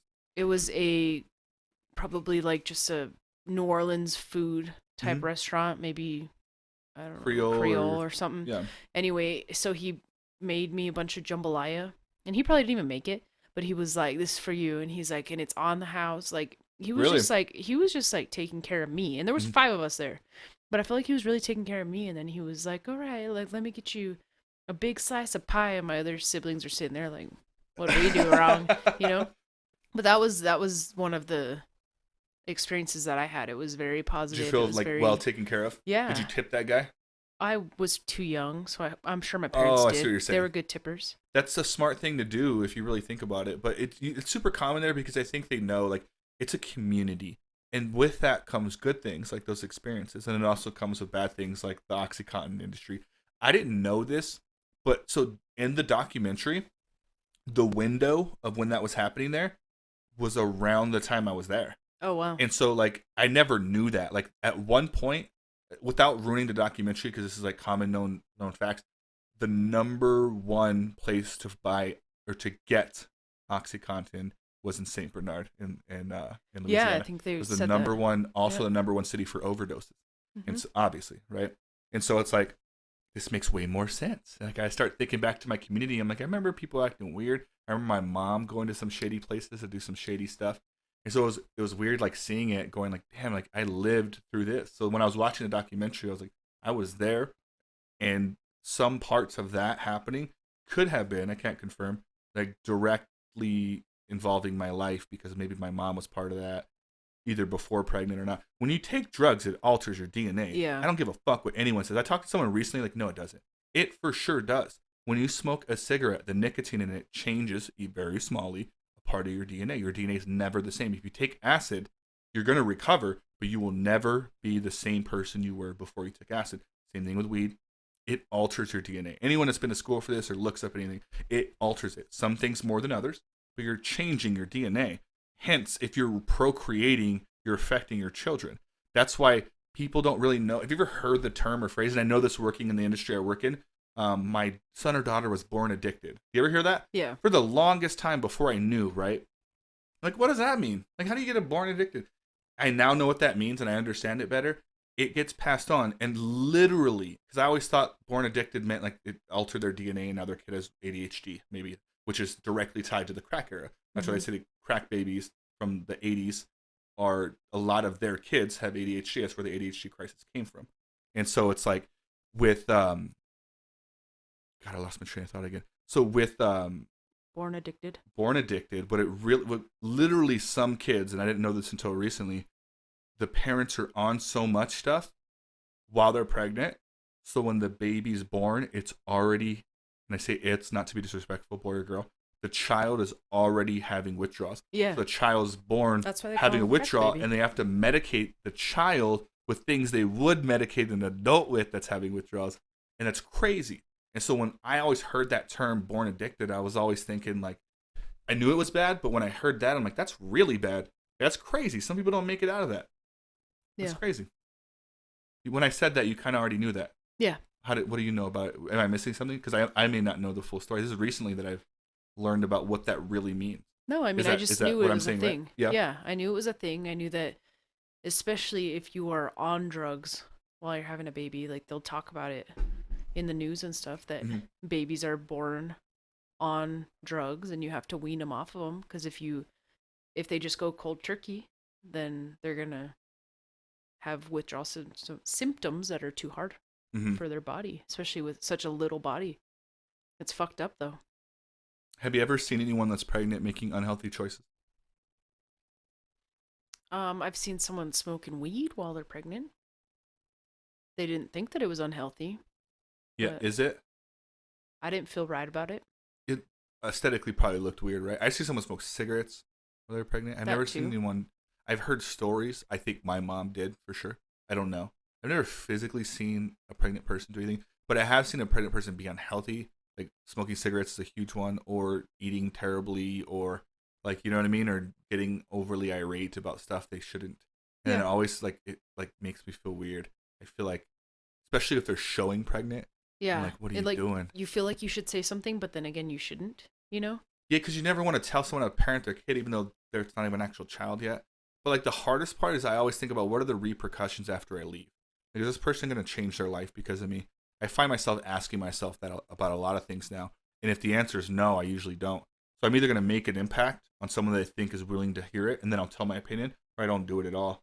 But part of me struggles with that because I'm like, maybe I should say something. Like, Yeah. I don't know. Like, but is this person really gonna That's stop? like if a pregnant person shows up to a bar. Like, I have seen a pregnant person at a bar before. That's crazy. yeah. So like they you are legally allowed to refuse to serve them. What if someone's pregnant at a bar and they're not drinking though? Because I think I saw that once. I think that was the person. This sounds familiar to me, but I don't know an exact moment. I think that's fine as long as they're not drinking. And that like it still is weird. Like you see them and you're like, it's a weird I don't think you're environment supposed to be here. because fights break out at bars. Yeah, it's not really safe, and you have someone else to take care of. You wouldn't bring a baby to a bar, Yeah, so why bring a fetus to a bar? I don't know. just there's no benefit. It's and to weird. me, if there is no benefit, then what's the point at all? Yeah, it makes me feel like you're not ready to give up that lifestyle, but your body says otherwise. Yeah, yeah. At least maybe you crave the going out thing. You can like get that other ways. You Yeah, don't need I to don't go think people to know a that. bar or go Would to a you feel club. weird if you saw like someone you? Yeah, yeah. I've never seen anyone that I know personally, but I would feel weird about it. But I don't think I would say anything. No, I wouldn't say anything, but I would be judging hard. I'd be Yeah. like, I can't believe, especially like if you and I were there, and Mhm. afterwards I'd be like, bro, did you see that pregnant chick? And I think everyone would be saying the same thing. Yeah. Yeah. Like, why? Like, if that's the way she gets her exercise while she's pregnant, she just goes out to dance or whatever. It's really not a big deal, but it would be weird to see. Yeah. Aesthetically, it's an awkward situation to visually see someone doing something like that. But the worst, I saw one on Facebook one time, and it was a girl. It wasn't a friend of mine. I guess I should rephrase this. You know how people post on Facebook a snapshot of someone else's Facebook? So this is this is what they said Calling and them commented. out. Yes. So it's one of those. I didn't know the actual person, but I saw it on my Facebook feed, and it was a person that posted up a picture of her pregnant. And if you just look at it, it just like looks like a pregnant girl, but then you could see in her other hand a cigarette. And so it shows the comments, and then someone says that, like, is that a cigarette in your hand? And then the girl commented back, yeah, but I'm quitting soon. That's a promise I made to my baby. And like I saw that, and I was like, I'm so glad I don't know this girl. Like not that I would be the one, because I'm not a fan of talking on Facebook to people. But I'm like, damn, like people really think that. Like they think like that's good enough. If my intent is to change it one day, then I'm good, right? Yeah. I don't know if I'm cool with that. No. Like, I think that, I mean, we're just different, right? Mhm. Like, we have those morals already. So even if we were, you're probably never going to be pregnant, or me. But Never know. even if we were in that situation and we were doing something that was going to harm ourselves and our baby at the same time, I think we would be careful enough to not put that out for the world to see. Yeah. I think I'm super protective. I assume I'm going to be this way as a parent. The greatest gift my mom gave me is what exactly not to do, by virtue of seeing her doing it, but also stories that I've heard and stuff. Mm-hmm. And so it's like, that's the owning the hurtful stuff, I think. I'll share with you something real quick, just because it's been on my mind, and this actually came up in counseling. And it's not an emotional thing for me like that bad. It is, but I'm comfortable talking about it. After I said it in counseling and like we talked through it and stuff, this is like the me trying to figure out the way to turn a negative into a positive kind of thing, right? And so I was talking a lot, and I talked to you about this right before the podcast about me and my mom's relationship and how I feel better not having her in my life. Mm-hmm. And so there's days where I get hope again, because she calls me every week and she leaves me a voicemail. And I go, maybe I should hang out with her, right? For me, not for her. All the things that people put in your ear. And then I think about all the things, and this one thing kept coming up that I hadn't really shared a lot, and I shared it in counseling, and I kind of want to share it now. And it reminds me, oh yeah, I can't have her in my life. Because I think it's completely wrong, and I think the person, it's easy to look at a evil person and to cut them out because they're obviously evil, and you have obvious examples. But when you get a really, really sweet person that says nice things and gives really good hugs and has gentle eyes and cares, it's really hard to see when they're doing bad things, because you always interpret it as like, well, they're a good person. And so that's why it hurts me so much with my mom, is because she says nice things. She calls me sweetie. She says, I love you. She does give good hugs. She does have really bright blue eyes that like make me feel like light and fun inside. And I remember what it's like to see my mom in those eyes as a kid. Even though her face is different from all the drugs and stuff, she still has really young eyes. It's weird. I still see her as that young mom that I saw when I was a child. But I always think about this moment. One of the last times I hung out with her, I went over to her house and we started drinking because that's what my mom does. And I like to hang out with my mom. And if I'm going to hang out with my mom, I'm going to drink with her. And so I decided to drink with her. I didn't get out of hand. She was already drunk before I got there. I had a few beers. She drank a lot. And she thinks that she's being nice about stuff. And so she ended up, I don't know if I asked or how it came up, but she ended up making a comment about when I was born. And I don't want to paraphrase because I don't know her exact words, but I'll essentially give you what I remember from it. She pretty much told me casually, just randomly, yeah, like I remember when you were a kid. I remember when I was pregnant with you. I didn't think I was going to keep you. Honestly, we didn't want to. We decided that we weren't. But we were in a rough place and we really needed the food stamps. And so we decided not to. And thank God we didn't because you came out just fine. And it was just like a weird thing. And I was like, what? Like, what did you just say, Mom? And like, I don't think she realized the impact of it. You know what I mean? Yeah. So I don't even think I did. Because I remember being like, you fucking asshole. Like, whatever. Give me the beer. And like, we just hung out. And like, I remember the drive home. I'm like, why do I not feel so good about myself? Like, we laughed.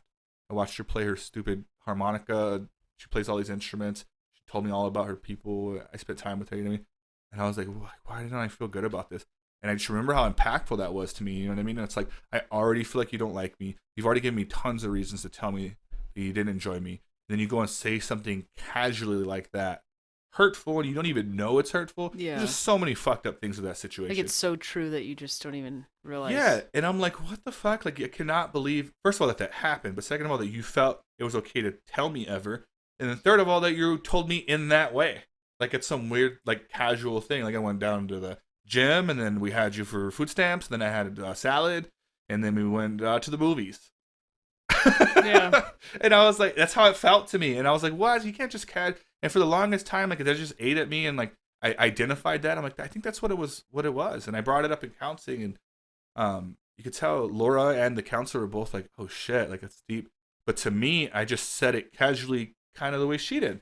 And then I realized, saying it out loud, like, pretty hurt by that. Like, that's part, I remember those things all the time, whether I realized it or not.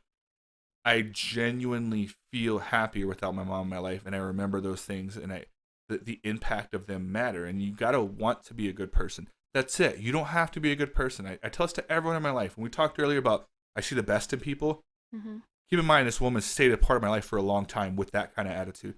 And part of me still thinks that she'll figure it out one day. But that's just the way it is. There is a line eventually where I'm like, all right, you're taking way more from me than you're giving. And I just, like, I'm happier without you. And that's just the way it has to be for now.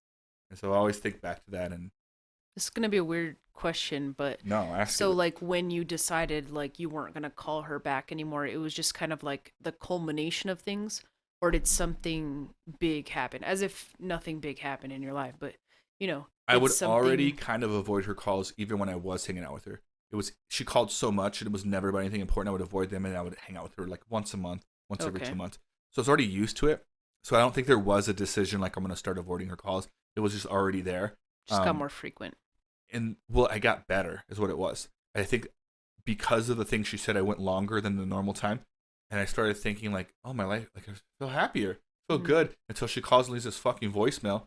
And then I'm like, oh, like that's why when that happens, I come home and I'm not the same person. I feel different about myself. I eat differently. I talk differently. Laura recognizes it. I treat other people differently that don't deserve anything that, you know what I mean? And I started realizing like, I think that's what it was. I went a period of time where I'm like, I feel really good right now. Like, why do I want to ruin this? Like, why do I want to ever go back to that? And so I just kept it going. And then it's been, I don't want to exaggerate, a long time. If I had to guess, for sure, I haven't spoken a single word to my mom in about 2 years. I haven't seen her in about 3. She calls me weekly. My voicemail box is full with mostly voicemails from her. And it's the same exact voicemail every single time. Drunk. Hey, sweetie. It's your mom, Carol. Call me. I love you. Bye. Plus or minus a few words every now and then. Little variations. Same thing. She never, in her weird brain, haven't talked to her 2 to 3 years. She doesn't think like, hey, I noticed you haven't talked to me. I just want to figure. She doesn't say anything. That's it. Like if Just like as if you talked like to if her I last saw her week. a couple days ago. Hey, sweetie, it's your mom. It's Carol. Same thing. Like 51st dates, like from hell. My mom doesn't fucking click, and I know she's not crazy. So I know she just whatever reason, whatever's going on with her, she just doesn't click Doesn't to deal go. with it. I'm gonna do something different. Like how about I go see him? I know where he lives. Have you? Does she live here? She lives in El Paso. Okay. So for people that don't know, it's 45 minutes away, 40 minutes away. She lives on the she lives in Venton, which is like a tiny bit closer. So literally 20 to 30 minutes away. Have you thought of, and this might sound fucked up, but have you thought of changing your number? I have not thought of that. I guess what would be the problem I'm solving? Are you worried about the fact that I hear the voicemails? Because I don't. I delete them. I just know what they are. My thing is like, what's the reason behind not changing it? Because that would be my thing. Like, okay, let's just stop this. I guess giving her power, like knowing that I did something specifically because of her. But she wouldn't. She wouldn't have it, but in my mind, I'm giving it to her, whether she takes it or not, because I'm making a change specifically because of her. Now, if I was getting blown up with crazy calls, which I am, by like telemarketers and other stuff, and I'm like just sick of it and I wanted to change it, and coincidentally it helped me also, I probably would, but it's not that bad yet. I'm open to it, but I don't know. I guess I was just curious if it ever crossed your mind, or if you're like, I wouldn't do that because there's still a chance, or like where it's you're never at. crossed my mind on both sides. Because I've never thought to solve the problem, but I've also never thought like I really need these voicemails.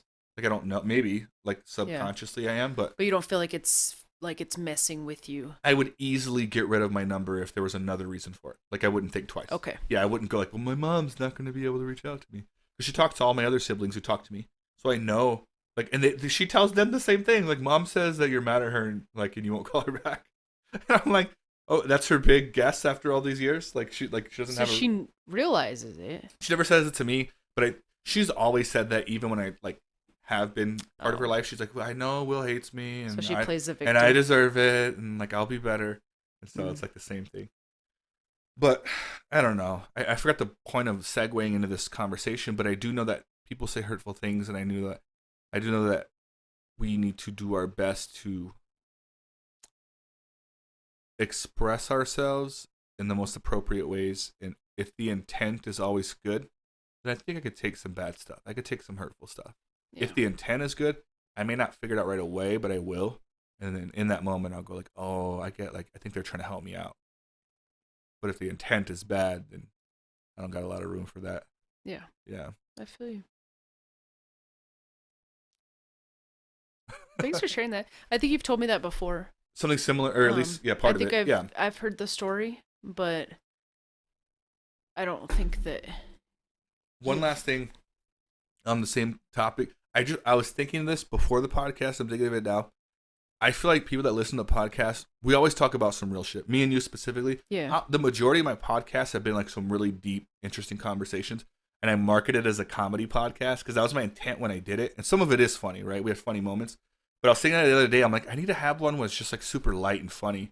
But then I'm like, now that I'm thinking about it, like I don't want to change anything. Maybe I should just change it from comedy to like lifestyle or storytelling or something, because I feel like I keep marketing it as comedy, and I feel like the people that are listening are probably like, dude, this is some deep shit, dude. You talk about a lot of stuff. Like, yeah, there's a little bit of comedy, but I don't know. No, I wouldn't call it comedy at all. Yeah, I think I should change that. I was just thinking of that like right now. Is it like a genre on YouTube? It is. Under comedy? Yes, it's under comedy. Yeah. I think I would have changed it before your 8th episode, but now I know why I'm getting these quick clicks. Like, this isn't funny at all. Yeah, they're probably like, ooh, another comedy. Nope. I think that's what I intended it to be when I first started it. Not that I ever intended it just to be jokes and stuff, but I wanted it to be fun and light. But then I'm realizing like there's funny and light moments, and there's also darker moments. It's a combination. Yeah. So whatever comes up. I've never, ever once to this day had any like plan when people come in here. Like, I don't have like things I'm like, I'm going to do this and this. I'm going to ask about this. I don't do any of that because I feel like it's worked out well. Like, random things come out. It feels better because I get to listen to what you're saying. If I'm thinking about where I want the conversation to go, I'm not actually listening to what you're talking about. And so it's like a little bit, it's funner and it's freer. And I feel like it makes the time go by like way faster. It feels more natural. It's not a word. This one was way more like kind of free flowing than our first one, I think. Yeah, definitely. Yeah. I think it was on your part. What Like do you mean? I think I'm always the same. But like I said at the very beginning, like I don't feel like you were Mm-hmm. in the same you didn't Does it have the feel same different now? energy level. Yeah, I feel like there's always like a point in the podcast where it flows better. Yeah, but usually you're like super like, or at least the first time. Mm-hmm. Can't say usually because it's only been twice, but the first time you were super hype and you were like, bada bing, bada boom, like you were on it, you Yeah. know. And I'm a very relaxed person, and my whole demeanor is very like, Mm-hmm. I'm gonna let you take the show, Yeah. you know. And this time you didn't really do that, and so at some points like I felt like you better say something or else it's not gonna go anywhere, you know. Well, this is all learning, so I'll be able to look back and learn a little bit because I want to have a balance, right? I don't want to. I feel like I used to talk way too much, and if I'm talking not enough now, and then I'll find like a medium for it. Yeah, I think you're But it'll doing be pretty good. good though. You ready for the anonymous confession? I guess. All right. I feel like this is kind of like cheating. What is? You know, first I had a plan that I was gonna get my own anonymous confession. And I was gonna be like, no, we're gonna read mine instead. I've thought about that whenever you're like on your way here. I'm like, that'd be cool if she brought one. Yeah, I thought about it, but I forgot. But that was my plan because you get to read it before I do. I try not to. How can you not though? Yes, I do to read get it. one that has like at First least of all, I something picked worth this one about talking 30 about. minutes before you were here. I like to pick one that seems interesting and then book it and then try not to process it. You're right. I have a head start on you for sure. Yeah. So the next time you bring it, asshole, with all these great ideas you're not doing. I mean, I'm just saying, like, I feel like you're a lot better at freestyling, and I need some time. Like, I'm the type of person that when I go to a restaurant, I'm not gonna look at the menu before I get there. So the next time you come, you for sure do it. Because I actually enjoy it the other way around. I hate that I've had time to think about it a little bit. I prefer just to go with See, my I'm the gut. other way around. I'm like, Yeah. So the next one's on like you. I'm all anxious. Like, I'm not gonna have any good advice because I can't think of anything. Well, this one's kind of cool because it reminded me of something. I always try to pick one that I think relates to whoever's here, but I don't always. This one probably doesn't relate to you at all, or maybe it does and I don't know about it. But I thought it was interesting, and I said if it's boring, it'll be quick and we'll move on. But here we go. This one doesn't say male or female. It says, recently I stumbled upon maladaptive daydreaming. And I actually don't know what that is, but I do know what daydreaming is. I've been thinking about it and I might have it. I've been quite lonely in the past year, felt more distant from my friends, and I just started daydreaming. I created characters or used some for shows. I would pace in my room with earphones, imagining my daydreams or acting them out. I would think about them during classes, and if someone interrupted my daydreams, I would be pissed. I would pretend to be sick just to daydream. I don't know what to do. That's interesting. Here's what it reminded me of while you're thinking of how you feel about it. Do you ever daydream? Like actually daydream? People don't really know what that is. Do you ever get lost in your imagination, right? Kids do it all the time, but as adults, we forget to do it. I think I do it on a different level than what I think everyone else does. Well, I think there's an intense level, which I think this person's thinking of. So let me talk about what it reminded me of me, and then I'll give this person some advice. It reminded me a lot when I was younger, and I think, which is the part of the advice I would give this person, has lots to do with trauma. People that are traumatized tend to live in an alternate universe, and it usually starts with daydreaming. This is actual like medical facts that I've heard working in the field that I'm in. This is usually how it starts. It starts off with daydream, and I could easily see this happening to me when I was a kid, and then it eventually turns into imaginary friends, alternate universes, possible schizophrenia, borderline personality disorder, whatever it turns into. And so when I was a kid, I used to imagine, I never had an imaginary friend, but I used to daydream a lot. I lived in a room that was a white room. I talked about this on the one with Colin. A white room, that was it. No posters or anything, just a bed, broken box spring, no stuff. So I would imagine a lot. I would, like, in my room, I could imagine junk food, like junk food that I maybe had eaten a long time ago or something. I would imagine what it tastes like. I would imagine how I would eat it, where I would be at, and I would sit there and I would imagine like hot Cheetos with cheese. Because I never had money to get that, but maybe someone gave me some of theirs once.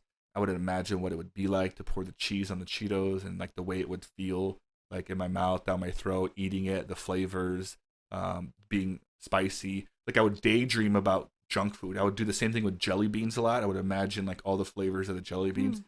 And I would do it not just with food. I would do it with being a superhero. Like I thought like it'd be cool if I had superpowers, and I'd play out that story.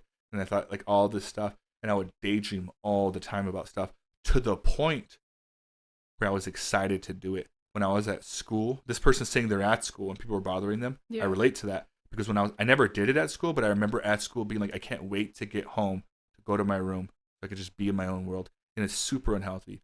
At least it was for me. And I learned. I think it probably is for everyone. Yes, I learned later on how to turn that into actual being out. So if I were giving this person advice, I'd tell them it's okay to daydream, but you definitely want to be social. Some of the things you're daydreaming about, you can put into place. They didn't really say what theirs is about, but if you're daydreaming about meeting certain peoples or dating the pretty girl from school and you're not the hot guy and you picture yourself as that guy dating that girl, like I've done that. I've done that as a kid. I know other people have done that because they've told me. Get out and meet people. Do things. You have to get out of that fantasy world. It's cool to have hopes and dreams, but when it lingers too long, I think it can become unhealthy. So I would tell this person, have an imagination, because in my place, it was better than the reality I was in. It was an escape from this terrible world I was in. But you have to have some grasp on the world that you're in. And you have to make some change for it to be better. So it sounds like this person had some trauma, and I would tell them to talk to someone about it, preferably someone that's not your same age, someone that's older and can understand what you're saying. That would be my advice to this person. But I also think it's normal, and I understand, and I think there is a benefit to it, but it could definitely turn into something unhealthy. Same way as eating junk food isn't crazy for you unless you binge eat junk food your whole life, and then you become this overweight person trying to figure out how to get back to that person, right? Mm-hmm. It doesn't feel bad when you eat one snack cake, but when you eat 10 a day for 10 years, it feels pretty bad. So if this person keeps it up, they're going to end up in a bad place. So that would be my advice to them. That's what it made me feel like when I read it. I was like, oh, Jesus, I can kind of relate to that. What are your thoughts? My thing is the fact that he or she is writing this, they already see it as a potential issue. So what I would do is, obviously they're looking for advice. They're looking for someone to help them, or I mean, they're just confessing stuff. So, but they're obviously searching for help. So my thing would be to say, hey, turn it into something constructive. Like, you have all these thoughts, you have all these fantasies, you have all these different universes. Like, write a book. It's actually a great idea. Do something like a fiction novel, right? Yeah. Put it down into words so that other people can live it and other people can see what you're thinking about. So that when you are around people and you're in public spaces and you're in social gatherings or whatever, then you can be present. And then you can always be thinking like, oh, but I can't wait to get home so I can continue writing this book. That's actually probably the greatest idea I think anyone could ever have. That's so smart. I feel like Stephen King that writes these weird stories, that's literally what he's doing. He has these sick thoughts in his head, but he just turns them into novels, and he's just a regular guy that's super rich now. I think it's a great idea. I wish someone would have told me that when I was a kid. I feel like some of my weird thoughts would have made for like really cool like thriller novels or something. Yeah. That's my thing. No, that was a really good idea. That's my idea, to get it, like, so you don't have to get rid of it, because it's obviously bringing them a lot of joy. And it makes them really happy, to the point where they're frustrated when people break them out of it. Yeah. So have a set time where you can only do it for like 2 hours a day or whatever, but you just have your time to yourself and you can do whatever, and you can write down everything that you're seeing. Even if it's half the time I think about it. If I'm daydreaming for 2, then I need to write for 1 hour. Yeah, but I think it's longer than that they're daydreaming. Probably. Like, it's literally, like, they're probably doing horribly in school because of it. Good point. They probably don't have any friends because of it. So maybe writing it down would help stop that. Yeah, get it all out, and then you have to set yourself some boundaries too. You have to set yourself like, I can only do it at home, in this room, with this notebook for this many hours. Yeah. And then when I'm out, I have to be present, and I have to at least be paying attention in class, at the very least. I think that's the best idea I've ever heard. Cool. Girl, you be killing them. You be killing them. Girl, you be killing them. You're going to have to play that song. Yeah, we're going to have to play it. Hey, I appreciate you coming back. I think this is going to be a fun one to watch back. So I will have you back again soon. What'd you think? Good time? Yep. I think every 6th podcast is pretty good. Yeah, that's not bad. So I'll be back on the 14th. What if that's what coincidentally it ends up being? Yeah, that'd be cool. Well, I appreciate you. Let's wrap this shit up. All right. Thank you, and sir. I'm out. All right.